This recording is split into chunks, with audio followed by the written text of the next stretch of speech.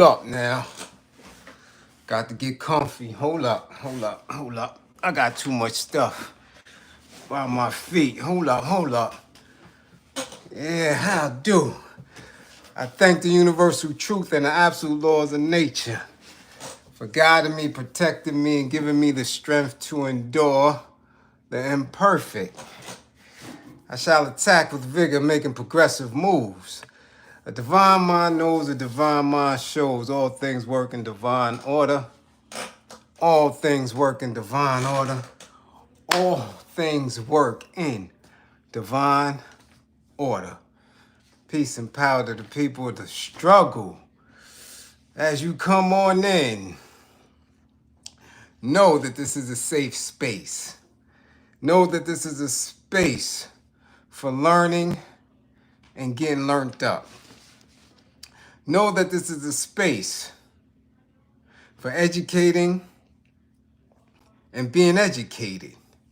Know that this is a space for questions and answers, comments and concerns, dialogue.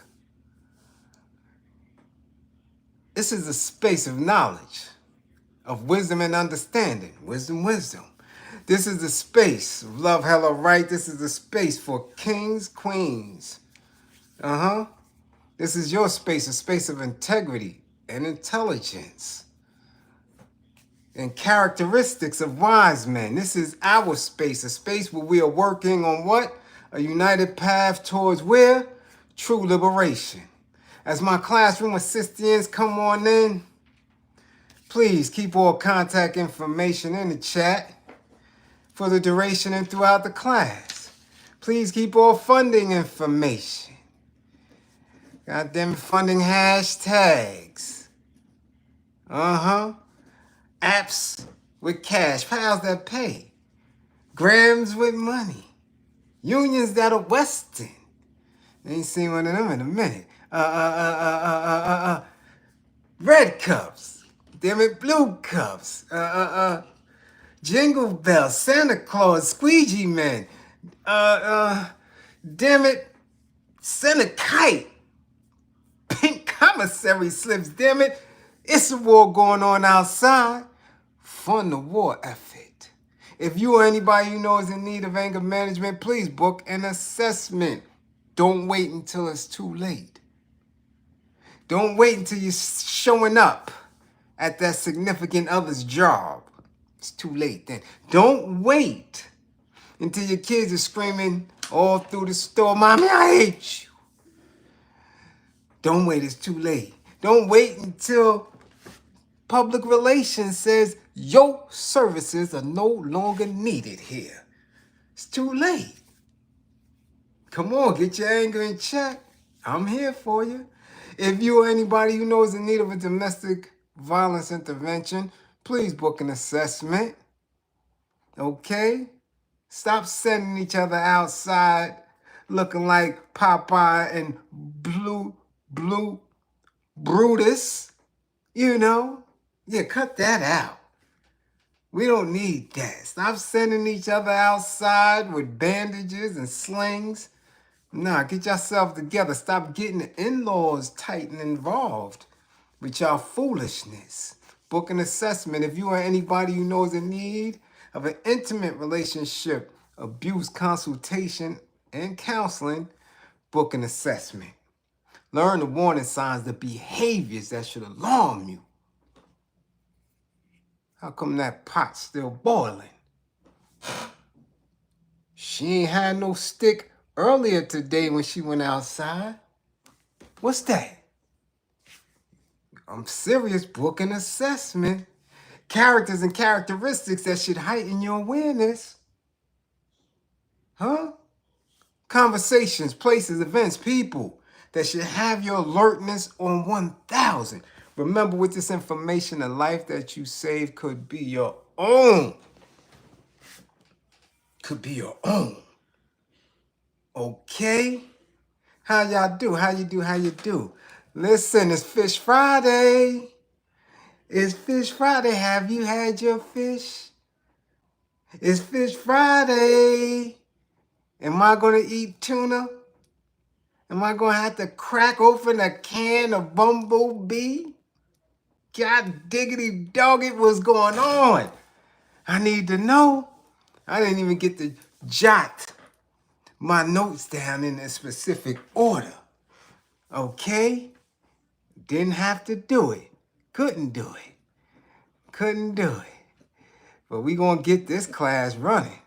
Yeah, we gonna do what we do. And we gonna do what we do. Yes, sir. I wanna know how many y'all up in here. Uh-huh. Yeah. Pizza. Oh, Deborah, you done put me down to pizza. God diggity dog. I know your ass getting a 55 tonight. Yeah, she get one, y'all. Yeah, yeah. Let's get started. Damn it, who we tagging? We got to tag your man Jermaine, because we got a name for his OnlyFans. Jermaine, we got a name. Yeah, we got a name. Yeah, for your OnlyFans. Come on through, Jermaine. Tag Dr. Umar. Tell him to bring his old Griffergate, self into class. Tag him. Yes, sir. Somebody tag Lil Nas X. Tag him. Yes, please. Tell him to come to class. Did he get bailed out? Is he out? I don't know. Tell him to come to class with his tighty whities. Yeah. FBAs. Come on. Yeah. It was a lot of little controversy. A lot of controversy about my statements. We're going to give y'all the space in the room to break it down. Okay? I need some understanding. So FBAs, come to class, tag them, y'all. Share it. I'm telling you, share it on y'all spaces right now. Go out, come back in. Hit the like, come back in. Share it. Let them state their case, because we gonna break it down. You know how I get. Yup. So tell them to come to class. Okay? And while you're at it, tell your classmates to come. Yeah, everybody gonna get some learning today. So come on in. Let's see who's here in class on Friday night. I know some of y'all done had a little taste. Y'all might be feeling a little buzz, but you better get this class. We gonna be learning. So Chris, Philly Threats, first in class, Philly in the building. What up, Threats? We see you. And Tierra, the youngin' T Green is second, South Jersey represent. Philip Boom, what up, Boom? Hey, Wood, we got Detroit in the building. What up? God diggity dog, let's go. Ooh, Big Red Shaolin, what up? Ooh, wait, yeah. That's what we talking about, inshallah. Let's go. Jean, V. Pierre, what's up? You up in here. Jeff Spark, yeah. Charles is up in the building. God damn it, let's go. Uptown Dre Bam Woods. Philly in the building. What up? What up, Bam? See, Blaze, my sniper. God damn it, the sniper's in the building. Sniper, there's gonna be some trolls in here tonight. There's gonna be some upset people in here tonight. The trolls, kick them out. Those who are just a little bit testy, let them live. Because they got to prove their point. All right? Ev, we got Ev in the building. What up, Far Rock Finest? We got Ev up in here. Yeah. S. Beckles is in class. God diggity dog. 55. S. Beckles, y'all. 55. God dog it. Coming in from London, across the pond. 55. Magic. Yeah. Little break. 55. S. Beckles up in the spotty spot. What's good? God dug it. Let's go. Dust Road. What's going on? Jean, Helene, Kim U. Canada. First responders. Lifesaver. Lifesaver from the great North Country. What's going on? Passe in the building. We see you. Yeah. Who is that? Neef Buck, Philly be deep in class. Neef Buck is in the spotty spot. Bernie in the spotty spot. Kemp, peace. Elusive Views is up in the spotty spot. Bionic Prince, lovely lady. NF, what up? NT, what up? Cool K Kang is in the building. Who's that? Sean Jenkins. Sean Jenkins. All right. Dev is up in the spotty spot. Sean, what up? What up, Shad? What up? You up in there. Kim Williams, what up? Bush, hey, what up? Breed Love, TC. Think for yourself. We see you, Rodney. Yeah. Philippe, Pate Philippe. Felipe, what up? We see you. Neville, 55, y'all. 55. 55 for Neville Chuck. Yeah. Who that? Stony, 55. Stony, 55. Yeah. Willie Petter, what's going on? We see you. Yeah. Stephen Gill, what up? We see you. V. Boy, V, we got, the Bay Area. The Bay Area's in the spotty spot. Oakland, what up, V? We see you. Benjamin, God diggity Benjamin, Grit, Jane Doe, what up? Mike Nice, goddamn it, classes. Phil, PJ, what up, PJ? Yeah, class is filling up tonight, Jack. What? Nah, I know you ain't come to class. Who that? Neo 55. God diggity doggy. Yeah. Moo, what up, Moo? Big 4, what up? We see you. Who that? DJ 55. For DJ Chili. 55. They trying to sneak in class like I ain't seen him. Like I don't know. I know. 55, Chili. Take that chilly ass 55 with you. Yeah, you need a coat. 55. God dog it. Let's get to it. Yeah, let's get to it. First and foremost, before we go anywhere. Wisdom. Today is August 22nd, 2025. August 22nd, 1989. I cried my eyes out. I bullshit you not. As a soldier overseas, as a PFC overseas, as a combat medic overseas, we got the news that Dr. Huey P. Newton was shot and killed in the Bay Area. And I'm telling you, I cried like a baby. 19 years old, and that affected me so deeply. Knowing I was right there in a space where they didn't know me, didn't appreciate me. I'm far from home. I'm homesick. I'm missing East New York. I'm missing Brooklyn. I'm missing hip hop. Over there, I'm figuring out the politics of what I joined, what I signed my life over to, and I'm like, man, I can't wait to get the hell up out of here. And I got that news, and I just, I couldn't fathom it. Huey? They shot Huey? Bothered. I was so bothered. So today, we celebrate. Man, we uplift the spirit of the comrade, Huey P. Newton. Man. I mean, oh my goodness. I can't even put it into words. How his imagery, his books, what my family told me and taught me about him. Ooh, man. I mean, it was deep. Deep for me. Had a profound effect.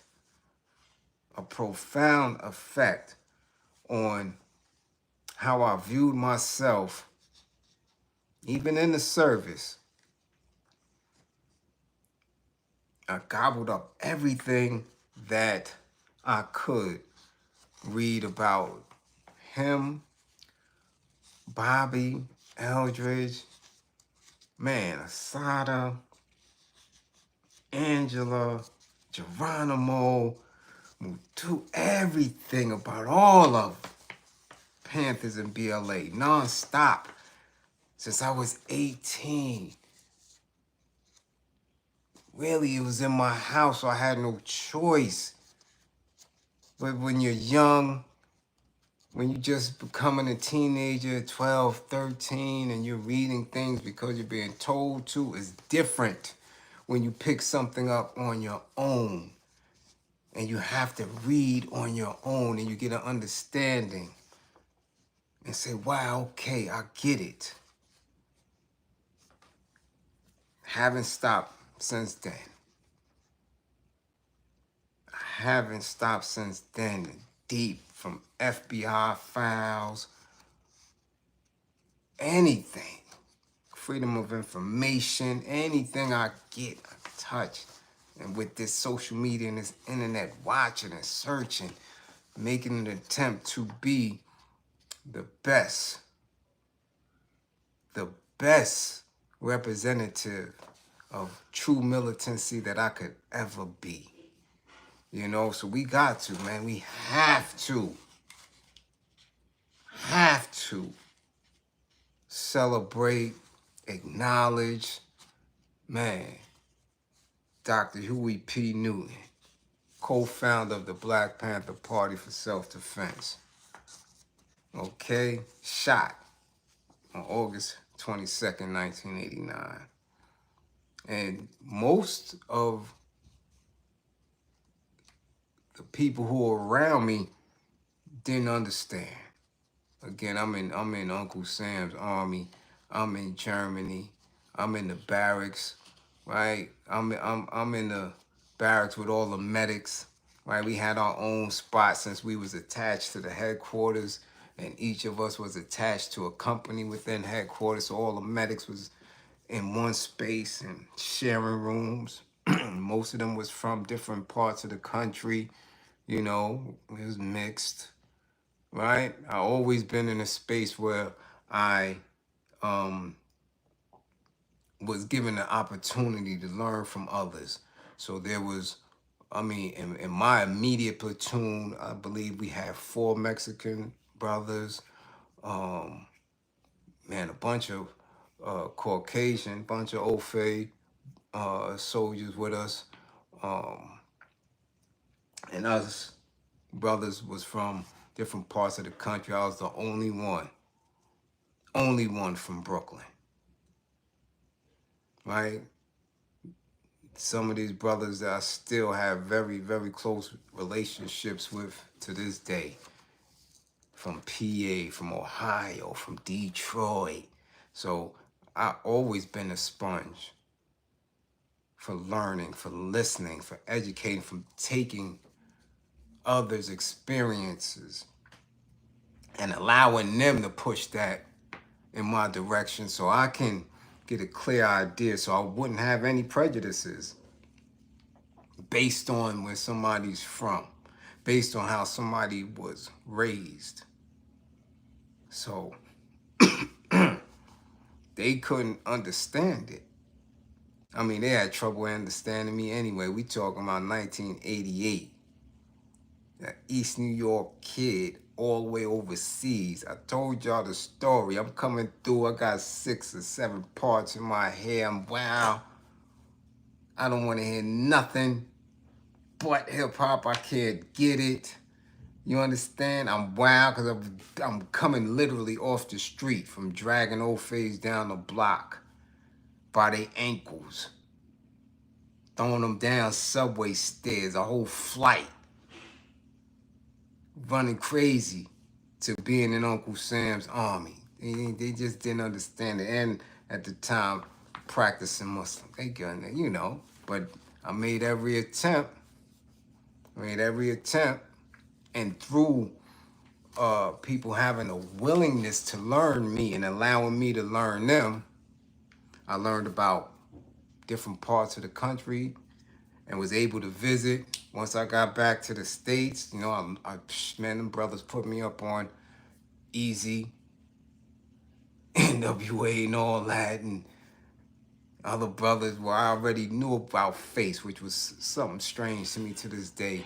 We knew about Face and the Ghetto Boys at a certain time before getting put on the Easy and them. That was something that still today I'm trying to figure out. Like, damn, we knew about Face. I didn't know about Easy and them until I went overseas and met them brothers from Cali. Just was a full experience for somebody that young to be, excuse me, away from home. So they didn't get it when I told them that all I knew growing up was information on the Panthers, was books, was being dragged around as a youngin' to speeches, to little corners and little community centers and hearing people speak and watching films. They didn't get it. So when Huey, you know, was unalived, I was floored, you know? But this is something that I didn't know. So Huey was unalived, right? By a man named Tyrone Robinson. All right, over funny style circumstances, right? A lot of people have, especially if they from the Bay Area, have an idea or heard, you know, firsthand accounts of what took place. But I didn't know that this cat actually, I don't know if he's still moving around, okay? But this cat done played himself. He might have been home already, but he done caught a new case in there. So that was weird for me. So let's go to it so I could bring everyone up to speed on that.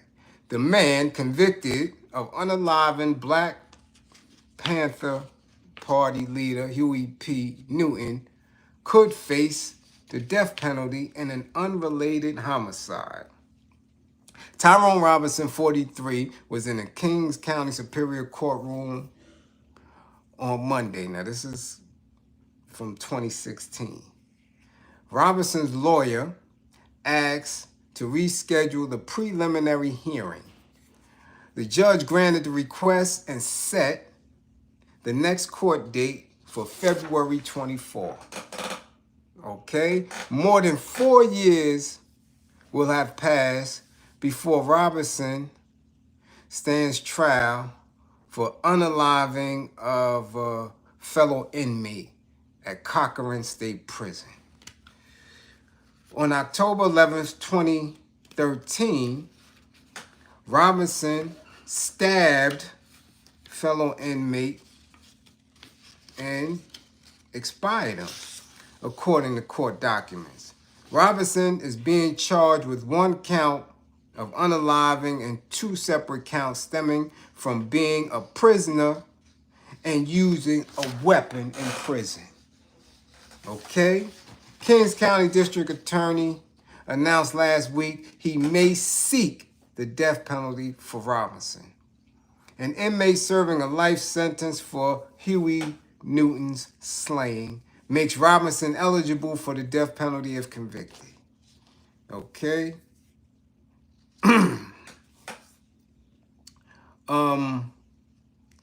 According to the district attorney, the reason for the delay is to allow Robinson to undergo a mental, competency exam to ensure he is fit to stand trial.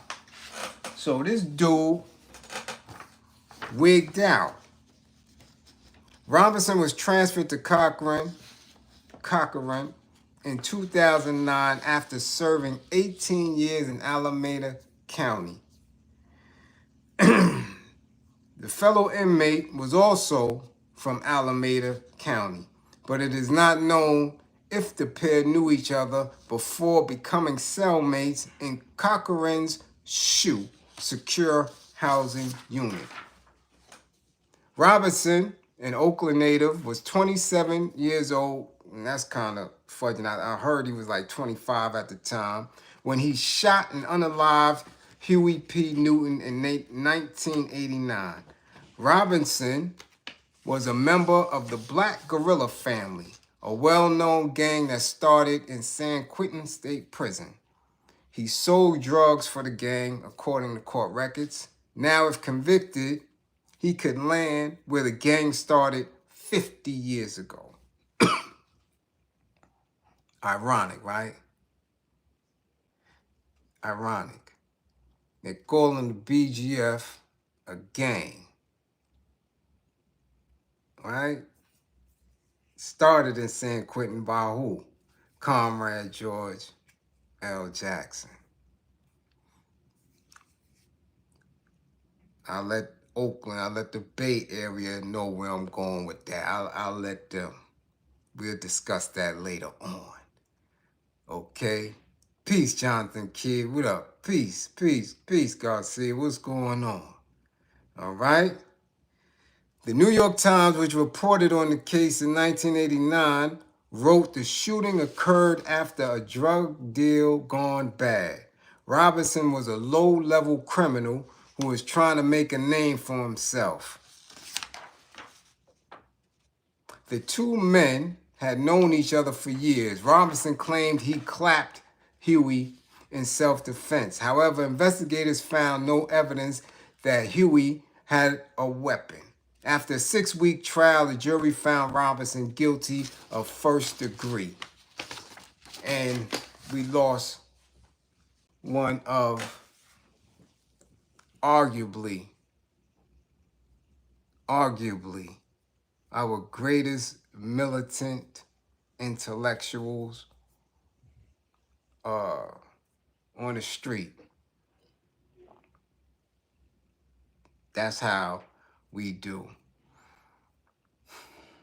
So today, August 22nd, you know,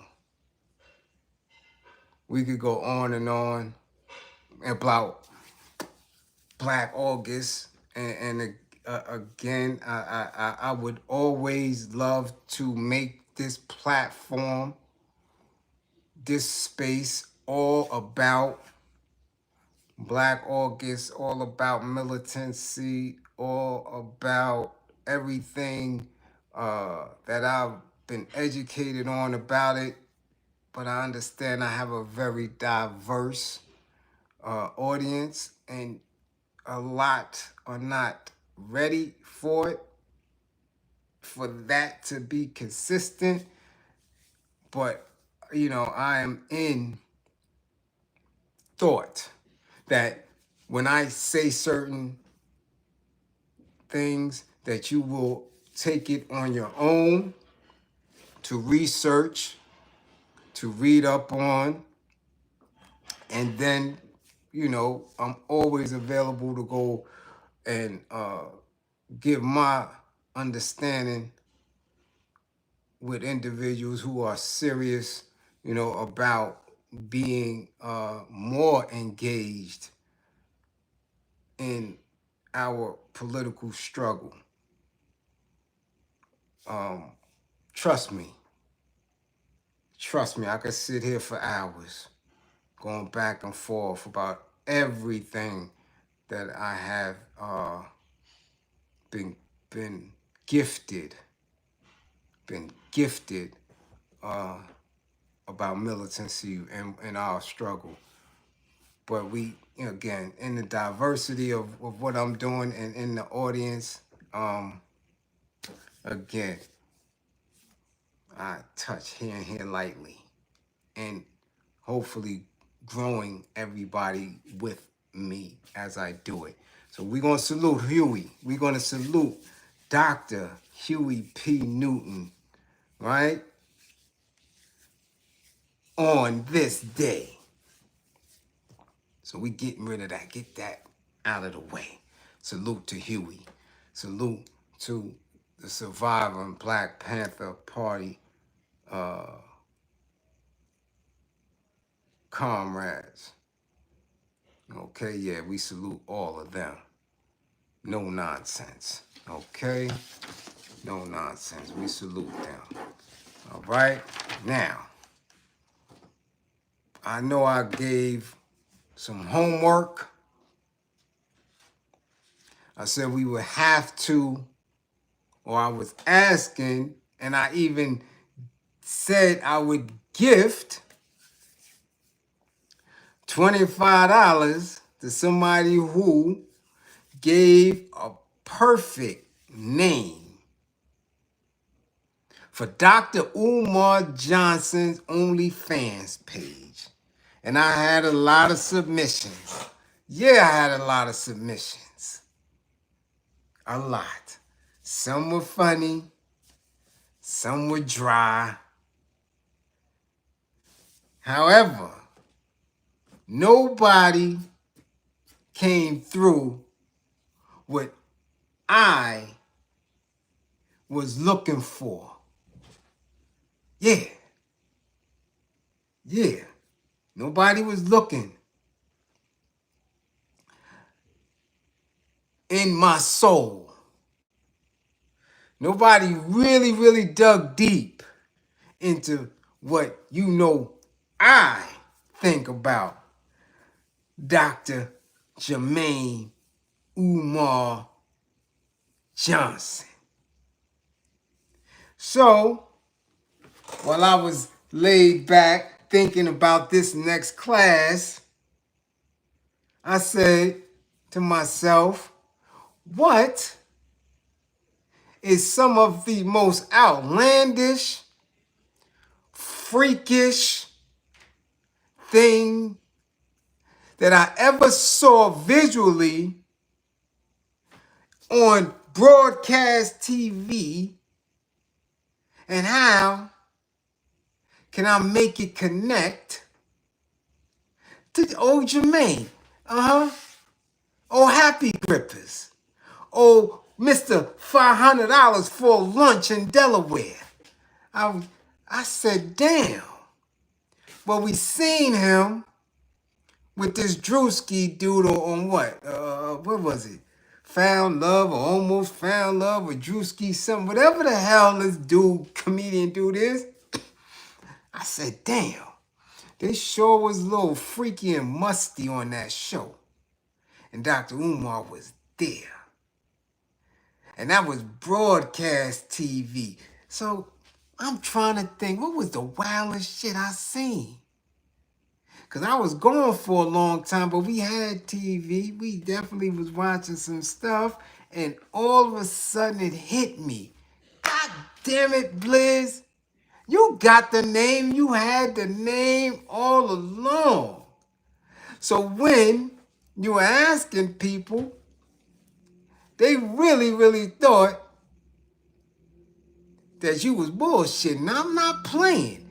Tag Jermaine and tell him to stop with the games.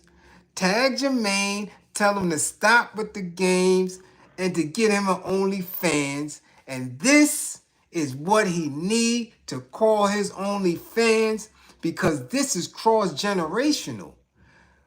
Older individuals such as myself know about it. Younger individuals know about it. And because of social media and people replaying vids and uploading old stuff, the younger generation know about this too.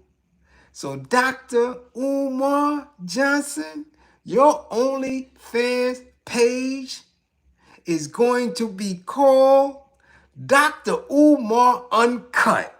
Yeah, Dr. Umar Uncut. Yeah. FDMG Uncut. Just like BET Uncut, Umar Uncut. That's your OnlyFans page. No nonsense, no censorship, just straight up 6'3", 200-pound beefcake, brother man twin Umar Uncut. You can show your grippers. You could get oiled up like the Puffster. Do your thing, Dr. Umar. Dr. Umar Uncut. OnlyFans.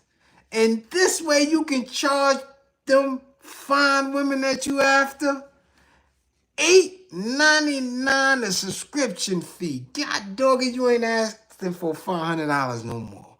Once you you could break your OnlyFans up. Yeah. So if they only want to see your feet, you can show them your feet on Umar Uncut. If you want to show them your grippers, you can show them your grippers on Umar Uncut. Nobody could censor you, Doc. You could just sell your grippers without walking the track. You can sell your grippers without law enforcement bothering you. You just go up there and like you said, yeah, you were what? Coco Brown. That's what you said. You called yourself Coco Brown. Or something, Almondy or something. But I remember brother man jumping out and popping out of that cake. And I said, damn it, I knew Umar had something. Yeah, I knew it. Once I seen brother man with that duct tape shit, I said, that's Jermaine right there. There you go. He gonna make a lot of money. Cause you see, some of them might have been repulsed by brother man jumping out of that cake, but some of them was throwing dollars. See, Umar, we helped you out. Here in this class, Karim Bliz Johnson YouTube class, we done helped you out. We done gave you the title now. We gave you the title. We got a little picture of you. Yeah, just check the thumbnail, Doc. You and BroMan. And you make sure you wear the brother man outfit. You got to wear it, Doc. Because that's just how you look. You look like brother man popping out of that cake at Gina's bachelorette party. Yeah. You nothing, right? Getting my strip on. Yeah, Umar, yeah. Yeah. God damn it, go get your strip on. Cause conscious community, woke folk, yeah, we not dealing. I've been telling them about your ass for a decade. I knew that you was gonna be the one. I knew it. See, I read shit like that. See, that's what happens when you do a decade. You see con coming. You see it. You know what it is. So go ahead. See if you could go to the feds and ask them if, that evidence that they, because the Puffster's trial is over. So you could go get all the baby oil you want from the feds. They'll give it to you, shit, dirt cheap. They don't need it for evidence no more. You don't even have to buy it. Since you're a doctor and you've been on documentaries and stuff, you could tell them you're going to use it for educational purposes. But we know you're going to use it for the OnlyFans. That's just between us. You and us in this class. We know what the baby oil is going to be for, Dr. Umar. Because we know Uncut, OnlyFans Uncut, is going to have a lot of little spots for the ladies to go, yeah. You and Suki might have a little side room. Yeah. You might have a side room where it's just you because you told black men not to hate. You said you could roll up on our wifey and stuff because that's who you are. You Coco Brown. So I know you're going to get oiled up because that's what dudes used to do behind the wall when they went on visits and shit. You know, dudes love getting the baby oil with the Muslim oil that's been sitting in there for months. Yeah, they squirt a little bit, got the whole damn room smelling like baby oil and cool water. Or baby oil and frankincense and all that shit. You got the whole room. So I know for a fact, I seen dudes like you before. You know, big and shit and thick and swole. Not a cut on you, just big and thick because you've been eating all type of mess hall food. I seen dudes like you. I know what you're going to do. So we got the name for you, Dr. Umar Uncut. OnlyFans, don't try to go to nothing else. Don't try to go to Tinder, none of that other shit, because them boys is on there. And you don't want to get mixed in with the rainbow community, Doc. So stay off of that and stay off of Twitter, because that Twitter has got a little extreme nastiness. And we're going to keep you nice and clean. You got to ease your way into OnlyFans. Yeah, man, we don't want you to get corrupted too quick, right? We don't want you to do the Rachel Dolezal, because she showed all. She showed the grippers. She showed the box. She showed it all. We don't want you to do that, Doc. We still have a little bit of respect. Just a little bit. Just a little bit.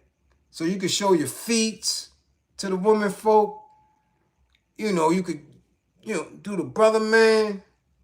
You could do all that. You know, you can show, you might even could put on Dr. Jermaine Garanimal tighty whities like Lil Nas X. Because I know big dudes like you, yeah, in 2025, y'all be wearing them tighty whities. I know. Because you can't wear nothing else up under the dashiki. You know, because y'all be wearing them dashiki and then y'all get them little polyester pants and, them weird shit that y'all be wearing and stuff. Because y'all refuse to get, pants. Y'all want to wear garb and shit. So I know you wear tighty whities under the garb. I know. But that's for the ladies. Ladies, sisters, don't get that man no $500 because I'm telling you right now, he's starting the OnlyFans. Y'all can see that shit for $8.99. With your own, you can have your own lunch. You can have your lunch at your desk in your cubicle. You can have your lunch while you working. I know a lot of women out of state, they doing Uber Eats and all that and live. You don't have to donate $500. He getting ready to show it all on OnlyFans for $8.99, Dr. Umar Uncut. So get you a subscription, ladies. We ain't mad. We respect that hustle more than the school hustle. Yeah, we can respect that. Go ahead, Dr. Umar. Shine them up, though, man. Make sure you go to the feds and get that baby oil. Okay? Don't try the cocoa butter trick. Nah, don't try that. That don't look good, when you taking them pics with that phone you got. Yeah, cocoa butter leave a little glare when you taking pictures with that phone. You know what I'm saying? That Android shit. Nah, you got to have an iPhone if you gonna use cocoa butter. But shine up your grippers, boy. Dr. Umar Uncut, $8.99. OnlyFans sisters, go ahead. Get you a subscription. Now. Let's go. Now, speaking of Lil Nas X, and I really didn't want to, but I got to. Okay? Y'all seen the video. Yeah, we seen the video. And I don't think it's funny. I'm going to keep it 1,000%. I don't think it's funny. I don't have empathy or sympathy for it because coming from where I am mentally, I don't like the fact that we've seen this young man in a modern day buck breaking. I don't care what his background is, how he came up. We watched as an adult melanated man get emasculated and effeminized right before our eyes. The kids were the first ones to put us on to that song. The kids. Remember, the kids was the one. And I'm not talking about these drillings. I'm not talking about the teens. I'm talking about kids, the elementary school kids and younger. They were the ones telling the parents to play it at the parties, in the schools, in the schoolyards, baby function, all that. The kids was up on that song. And then we was like, what is that? Because we was like, Nas got a kid that's rhyming? We ain't know Nas had a son. We know Destiny. So when they took the name, put Little in, this is a hell of a marketing. Little to represent all of these other Lils that was in the industry to minimize, right? Some type of black male presence, right? You put Little in front of these rapper names to keep them in a little boy's place, like the Lil Wayne, Lil Boozies. You understand what I'm saying? To make sure that you have in your mind that this isn't a man, that this is a boy. So you put Lil Bow Wow, all that. So when you put Little and then you put Nas, you like, Nas? Little Nas, so he got to be fire. Little Nas, and then you put an X, the symbol for unknown. But when you put it and you say it fast, it causes somebody's head to spin. Because the image of a person who is very conscious and a legend like Nas, and then you put an X there, man, that does something. So the kids get that all in one swap. He did a remix with the country dude and came out. All of a sudden, he's flaming. I keep telling y'all, that music industry, that shit, man, that get you every time. Just like they just got us with this little Doechii shit, right? Everybody was rooting for the dark brown-skinned girl who could flow and spit. And soon as everybody buys into that, even though you're not listening to how weird the lyrics are, you buy into the image of this black girl being celebrated, and all of a sudden, she's all type of fluid, non-binary, and all this other weird shit. Okay? This is the lessons that you have to learn, so next time they do it, it's not going to work. And this is what happened. They already used Lil Nas up. Lil Nas X got used up. And now this is what we're witnessing. Old Town Road rapper Lil Nas X was arrested early Thursday morning after an altercation with police in Studio City. Police responded at about 6 a.m. to reports of a naked man in the 11,000, block of Ventura Boulevard in the San Fernando Valley community. Videos published, of course, by the feds, TMZ, showed a man identified as Lil Nas X wearing only tighty whities and cowboy boots in the middle of the street. Cowboy boots. White. Just like that other dude that was viral a couple of years ago. I got on new boots, right? That dude, the boots, right? Yeah. But now you show this rapper, you don't even concentrate on the white boots. You concentrating on this very, very dark man in tighty whities.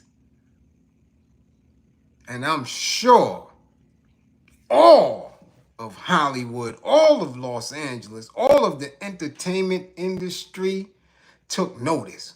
Or best believe he's going to be on the next white party that this Michael Rubin dude be having. I'm guaranteeing you Lil Nas X is going to get him a drunk bro hug from the back. Guarantee you that. That right there was advertisement saying he's prime and he's ready. Yeah.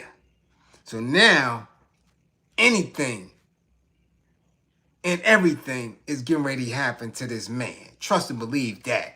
Because that's all the rainbow community, Roy G. Biv, that's all they want to know is that a man still to this day with tighty whities to something in that arouses them. They love tighty whities, man. I don't even know why they still make them shits. Okay? So yeah, he gonna be there. Anyway, in the video, he can be heard telling a driver to come to the party and ask another person, didn't I tell you to put the phone down? He's also seen posing for onlookers. Officers arrived with lights and sirens activated, and the man charged at officers, the police said. Okay? All right? Police requested firefighter paramedics for a possible drug overdose. The man, later identified by LAPD as 26-year-old Lil Nas X, was hospitalized and later booked on suspicion of misdemeanor battery on a police officer. LAPD sources said that Lil Nas X, whose legal name is Montero Lamar Hill, threw punches at officers, leading to the use of force by the officers, who forced him to the ground. No officers were injured. But we ain't see all that, though, did we? We didn't see that. I wonder why. Why we didn't see this man swinging at cops in his tighty whities? Why? We ain't see all that. Y'all seen it? Let me know, because I haven't seen it. I've been preparing for the next aim in class because I know it's going to be heated. So I was studying. I was making sure that my words come out right. I was making sure that everything is in format. So I didn't see. Is there police body cam footage of them roughing him up because he threw a punch? I didn't see that. We haven't seen anything of the arrest, which is suspect. I mean, the dudes that was taping, that was filming him, y'all stopped when police was there? That's suspect. Why? Wouldn't it have been more of a viral moment if y'all would have caught that? Which is causing a lot of people to believe that this is a play, that this is some rollout for his next album. I beg to differ, though, because the boy was just in the hospital in April with some type of palsy in his face. That's that drug. They are drugging this boy and having all type of gripper gate freak-offs with this man. He's lost his mind. Okay? So I'm trying to figure out, did Grippergate pay off for him?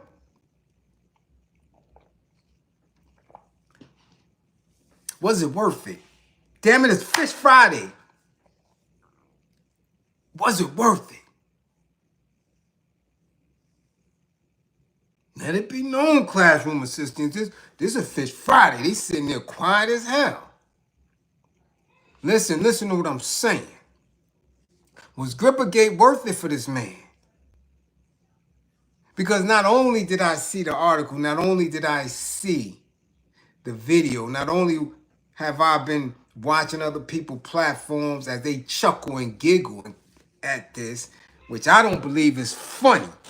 I think it's sad. I think it's sad that his grippers got blown out. I think it's sad that Meek Mill grippers got blown out. I think it's sad that the Chicken Balls be getting his grippers blown out. DJ Khaled, all these individuals who presented themselves in one fashion We now know today that they get their grippers torn down for a bag, for opportunity, for 15 minutes of fame. Now, some people said it's worth it because he was able to buy his mama a house. But see, when they said that, all I did was what I always do. I go to my DMs, and what happens? One of my trusted people sends me something that puts me right up to speed. And I got a video with his mama. His mama speaking about this very incident. And his mom's is a cussy, a down bad cussy.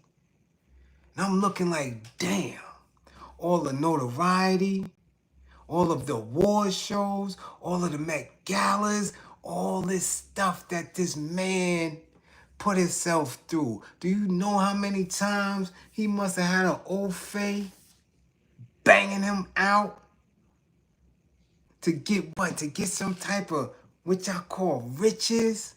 And his mom's is a custody, a straight crunch monster. His mom's is twisted. So all of the resources, all of the money, he couldn't help his mama. And I'm not talking about a custody. Somebody just smoking like a Fene Shakur, because Fene was twisted.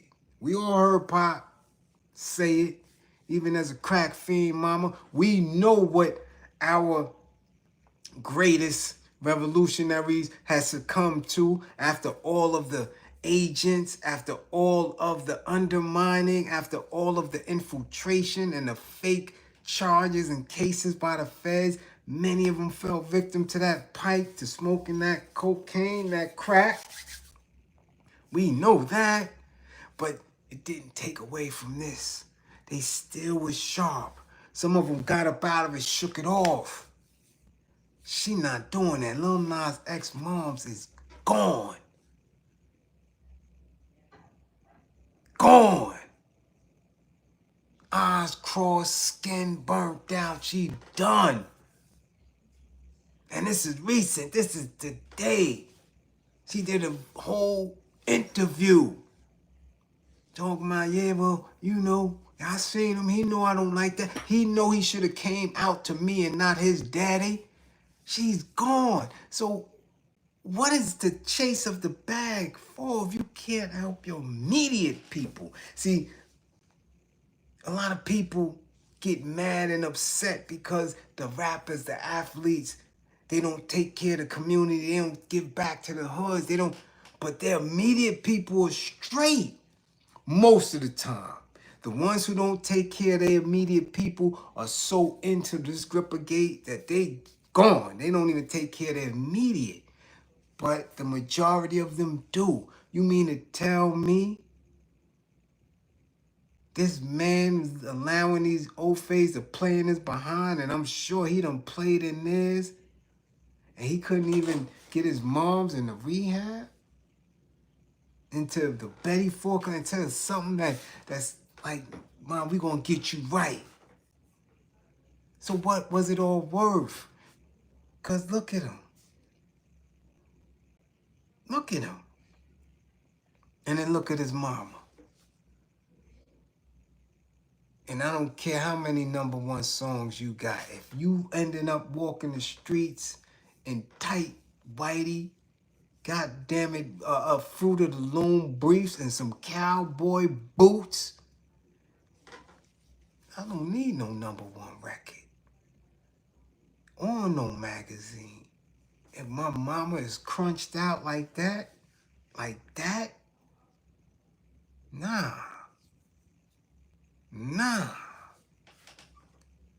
keep that. Keep it. That's crazy. Why you keep saying Martin Lawrence? Why you keep saying that?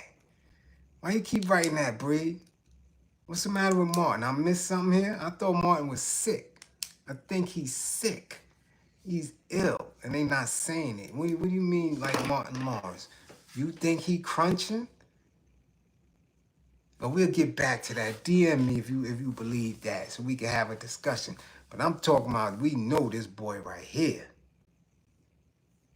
This dude is straight up.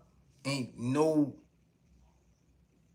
argument, ain't no debate that this boy is the gripper gate freak off king. So him getting to whatever amount of success or money in that industry had did nothing for his mama. His mama is a mess.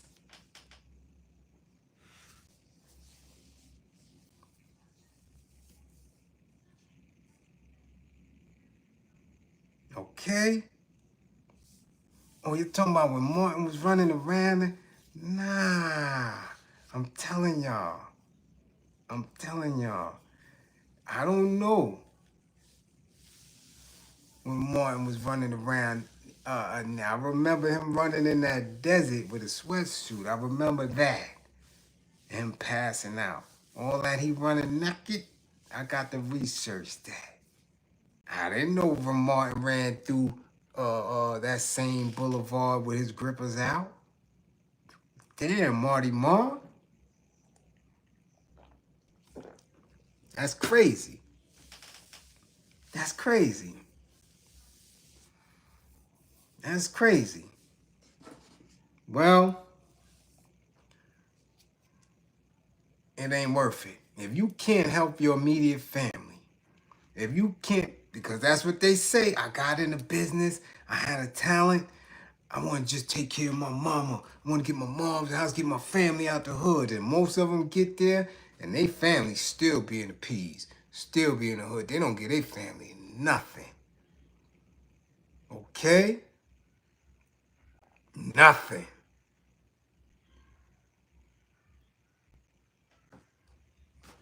You got to clean at least an attempt. That woman is hurting. That woman is bad, man. I haven't seen a crunch monster like that in years. So, hopefully it's a play for an album. I don't know. Okay? I have no clue. No clue. But it is what it is.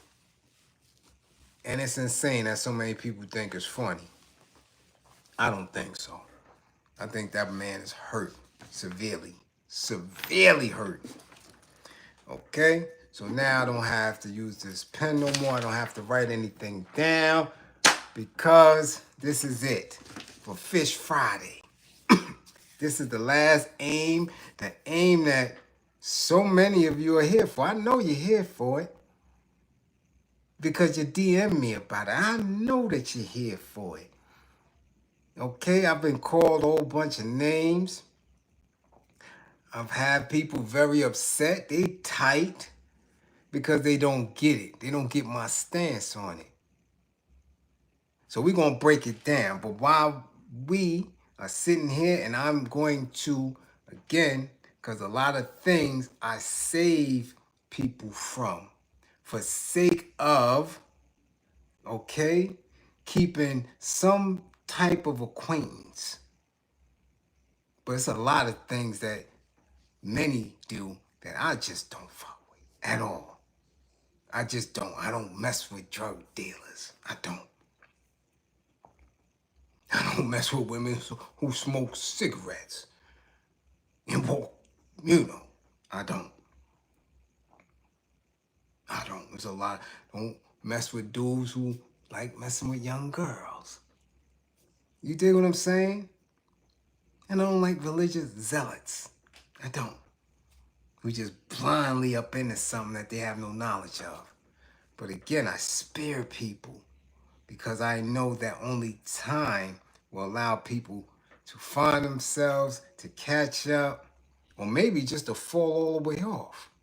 Like I said, I watch people on a regular in my age group. I went to 2 funerals the other night. I came and told y'all that, right? Back to back. One on one side of town, one on the other. I'm literally, and if you've been here long enough, shit, how long have you been in class just since the pandemic with me? You can count. Well, you can't count on all your fingers and toes how many times I done told y'all I went to a funeral for somebody very dear and close to me. I went to 2 in one day. When was it? Wednesday? Okay, so I gotta keep it moving. I don't have time to waste. I don't have time to lie. You understand? And I don't have time for people who are so upset and can't articulate themselves because they're so emotionally attached to some shit. I don't have time for that. I don't have time for that. Listen, I'm an Aquarius. And I've done so much time behind bars. If one thing is a very detriment to any human being who's done time behind bars, it's that you cancel people quick as hell. Quick. Makes me know, never mind if I don't never talk to you a day in my life again. From the closest of family to somebody who I just met. I don't give a fuck. You crazy? Just like that. So I spare people. But what I will never do is allow somebody else's theory without proof to hold dear in my space. I just won't do it. I won't do it at all. And there's no convincing me. None. So we're going to get into this FBA shit. But first, and I know that people have been reading, you see, because y'all do everything. You see everything that I do. So you understand that. You see the shirt. I know y'all see the shirt, right? Family reunion that I had missed because I worked so much and the timing of it, and I can't get down there. But this is family. And I told you this is my father's side of the family. This is the southern part. Not that my mother's side isn't. My mother's side is from Georgetown, Charleston, Georgetown, South Carolina. But I wanted to deal with my father's side. Because when you make an attempt to not only critique, but question this FBA, I don't know if it's a movement. I don't know if it's a community. Excuse me. But the first thing they say is that you're not from that you must be from overseas. You must be a whatever they call when you know that nasty ass slang that again is so disrespectful, right? So I'm gonna clear that up real quick to let you know who my people are, okay? Because y'all gonna have to break this shit down for me. I want to know. You gonna have to, y'all better stand tall on what y'all say y'all are, because my questions is thick. Just like we had class the other day, and we broke down the science behind look at God. If you missed that class, go check it out. Yeah, go check it out. Good Catholics, good Christians, and go check it out. Okay? So now, here's the family. We're made up on my father's side, Watkins and Richardsons.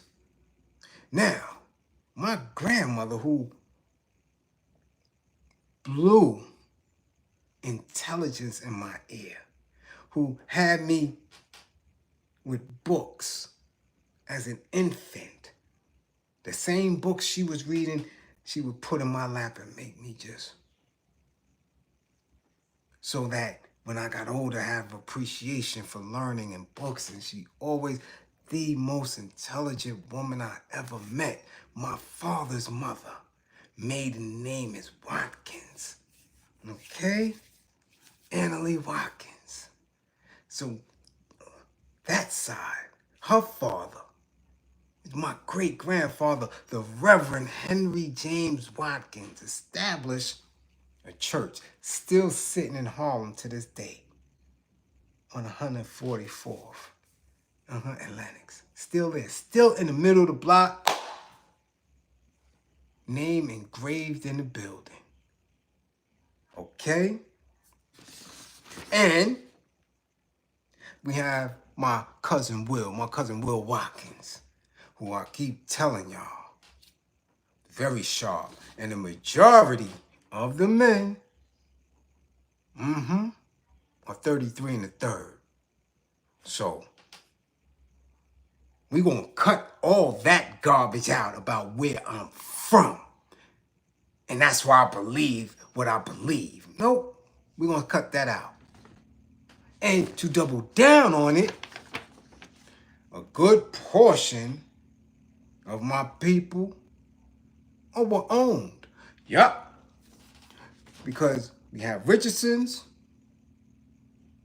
and we have Watkins up in our line. Okay? Pomegranate Hall for the Watkins half of the family, and the Jefferson plantation on the Richardson side, right? So now, when you look in the thumbnail and you see where I got FBA, and you're like, well, why FBA got that white dude right there? That white dude owned slaves. Yeah. And that's Jefferson, who had the Richardson side of my family. Okay? Get that?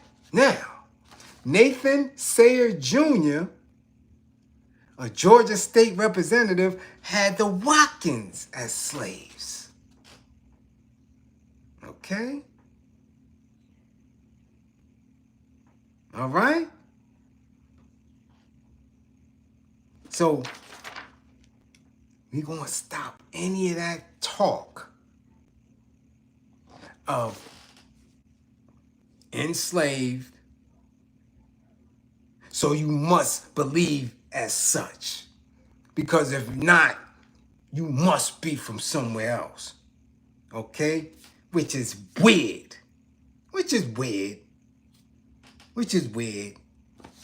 we're going to stop that piece now.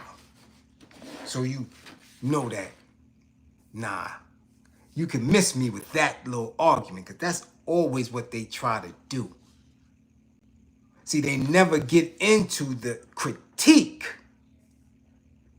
And I'm not going to leave nothing. Y'all going to have to come hard and strong.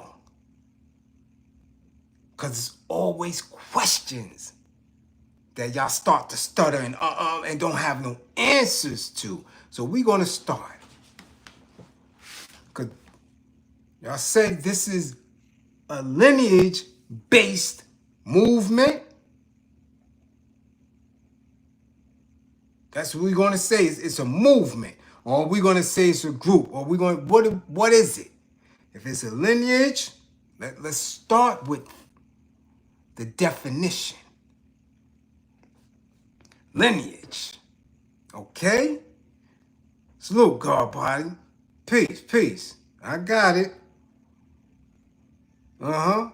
So does war chest. You did. If I got it, don't worry about. Listen, God body, I know and understand. It's Fish Friday. We already know what it is. Right? My classroom assistants, they know, they see, they get it. And I get it. We already see, we already know. We can hear, we can read, we know. Peace, God body. Stay tuned. Hold on though. Because they like to come at you crazy. So let's get right. Because God body, they don't have knowledge of self. And when you don't have knowledge of self, they don't have knowledge of what they claim to believe in, because most of them are emotionally attached to some weird shit. So let's continue. Lineage. A descent. Descent group reckoned through only one parent, either the father, right, patrilineage, or the mother, matrilineage. All members of a lineage trace their common ancestry to a single person. A lineage may comprise any number of generations, but commonly is traced through some 5 or 10. Okay? So this is what they talk. This is the lineage. Let's continue. We want a clear definition so they can stop playing. Okay? Lineage structure may be regarded as a branching process, as when 2 or 3 founders of small lineages are represented as brothers or sisters. The group thus constitute a single larger lineage in which smaller groups are segments.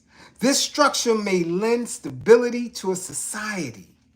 The lineages are considered permanent groups and thus perpetuate concomitant political and religious relationships over time.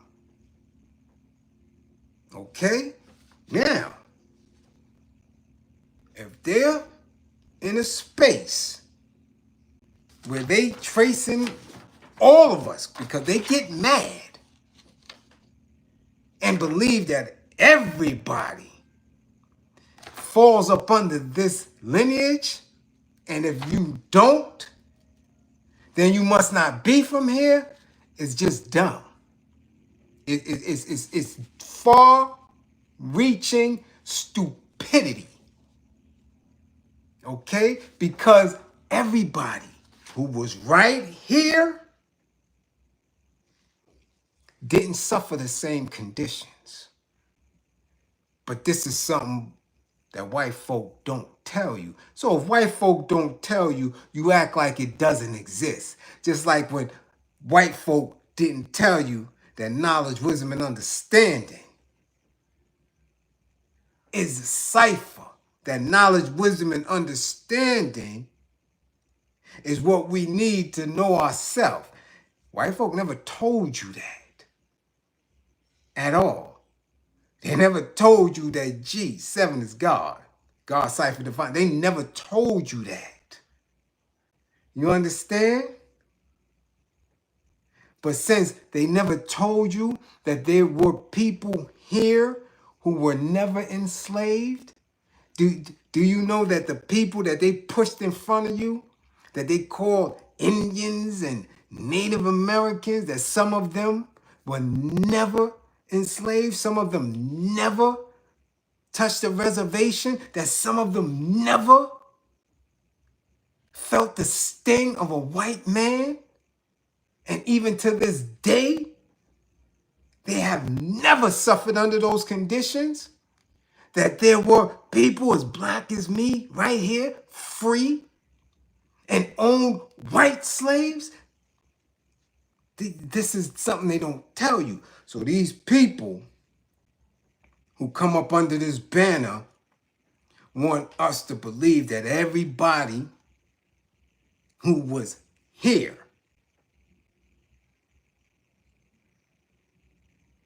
went through these conditions, or only a select few. And those select few should be the ones that's fueling and giving motion to this. But we're going to continue. Let's go. In societies lacking central political authority, Territorial groups often organize themselves around lineages, as these are usually exogamous or out marrying. Marriages becomes a means of bringing together otherwise unrelated groups.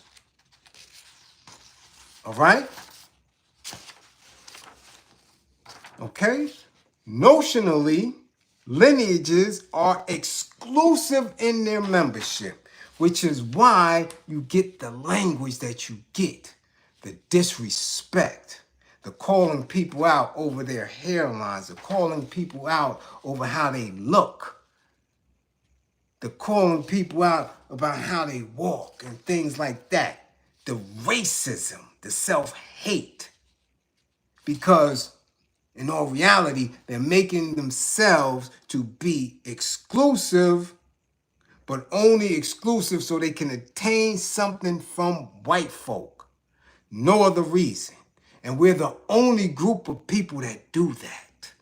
The only group that always have a problem with uniting everybody under a black flag, under a melanated flag. We're the only group that do that. So let's continue. In practice, however, many cultures have methods for bestowing lineage membership on individuals who are not genetically related to the lineage progenitor. Okay? The most common of these is adoption. Okay? Although other forms of fictive kinship are also used. Lineages are normally corporate, meaning that their members exercise rights in common and are subject to obligations collectively. So, I'm sitting in a space and trying to figure out, where are they going with this FBA? Where are they going with it? Because I know from study that it is reactionary. And we're going to get into that, and I want you to stay right there. When you are identifying yourself, when you are moving yourself because of an action of another, you are reactionary. I already said it before. It's like counterpunching.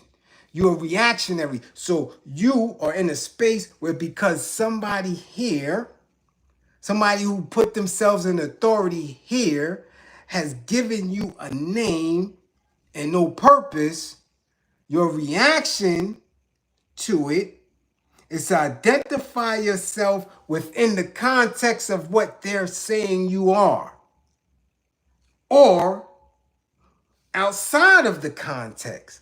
But initially, you're reacting to them. Right? In societies lacking central political authority, we have zero political authority. Okay? Get it right. So that's what lineage is. And this is what they base. This is the foundation. Since it's foundational Black Americans based on lineage. We. But you know Bliz got tricked for that ass, right? You know Bliz got a trick for that ass. Because when you say foundational Black American, that's problematic for me, who even as a young child, and looking at roots and reading books and having an understanding of my young world, always question, why the fuck are we calling ourselves Americans? Why? That shit never sat with me well. It just didn't. And it's confusing to the young mind. And it's confusing to the young person who say, well, damn, because young kids have no fear, why are we calling ourselves that?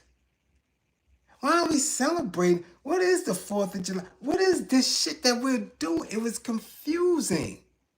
So luckily I'm reading books in the house. I'm getting different, I'm questioning my parents and they're giving me and feeding me. But again, without a structure that's going against your oppressor and your enemy, you fall into a space where you're making an attempt to find comfort in your oppression. Okay? So the name Foundational Black Americans is problematic. It's problematic. We'll get back to that block monster. Because I keep telling you, we are universal beings. We own all of this. What is Africa? What is Kemet? Where are these names coming from? What are that? We own the universe. I'll get back to that. Okay? I'll get back to that. Good question. So now let's get into this. Because we want to get it. Now people are stirred up. They fired up. Because they want to be American. That shit has been beat into them. They have been conditioned to know and understand only that without doing basic research, without doing the basics. You understand? Let's continue. Because we got to get it right. Claude Nelson, much appreciation for funding the war effort. Let's get it right now. Oh, yeah, hold on to your goddamn drawers. Hold on to your emotions, because I feel it. They're getting triggered. Now they up in the air and they antsy. But believe me, I'm going to make my knowledge understood. Trust and believe that. Let's go. While, because we got to get to it. While the colonies may have established it, America was given a name long before. Oh yeah, let's get to it. America is named after who? Amerigo Vespucci, the Italian explorer who set forth the then revolutionary concept that the lands that Christopher Columbus sailed to in 1492 were part of a separate continent. A map created in 1507 by Martin Waltzmuller was the first to depict this new continent with the name America, a Latinized version of America. Okay? Okay? Yeah. Let's get to it. God damn it, let's get to it, because that's a basic question. If Christopher Columbus didn't discover America, right? Because you can't discover something that's already here. And we was here before Columbus. If you read the book, okay? If you know basic conscious and wokeness, it came before Columbus, okay? So, what was it called before America?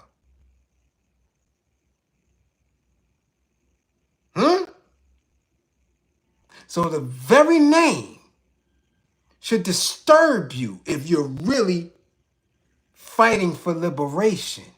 If you're really making an attempt to identify yourself, you should have a problem with calling yourself a foundational Black American. Because that's a reactionary name from the rip.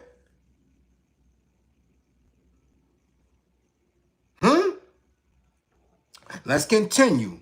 The map grew out of an ambitious project in Saint-Denis, France, in the early years of the 16th century to update geographic knowledge flowing from the new discoveries of the late 15th and early 16th centuries.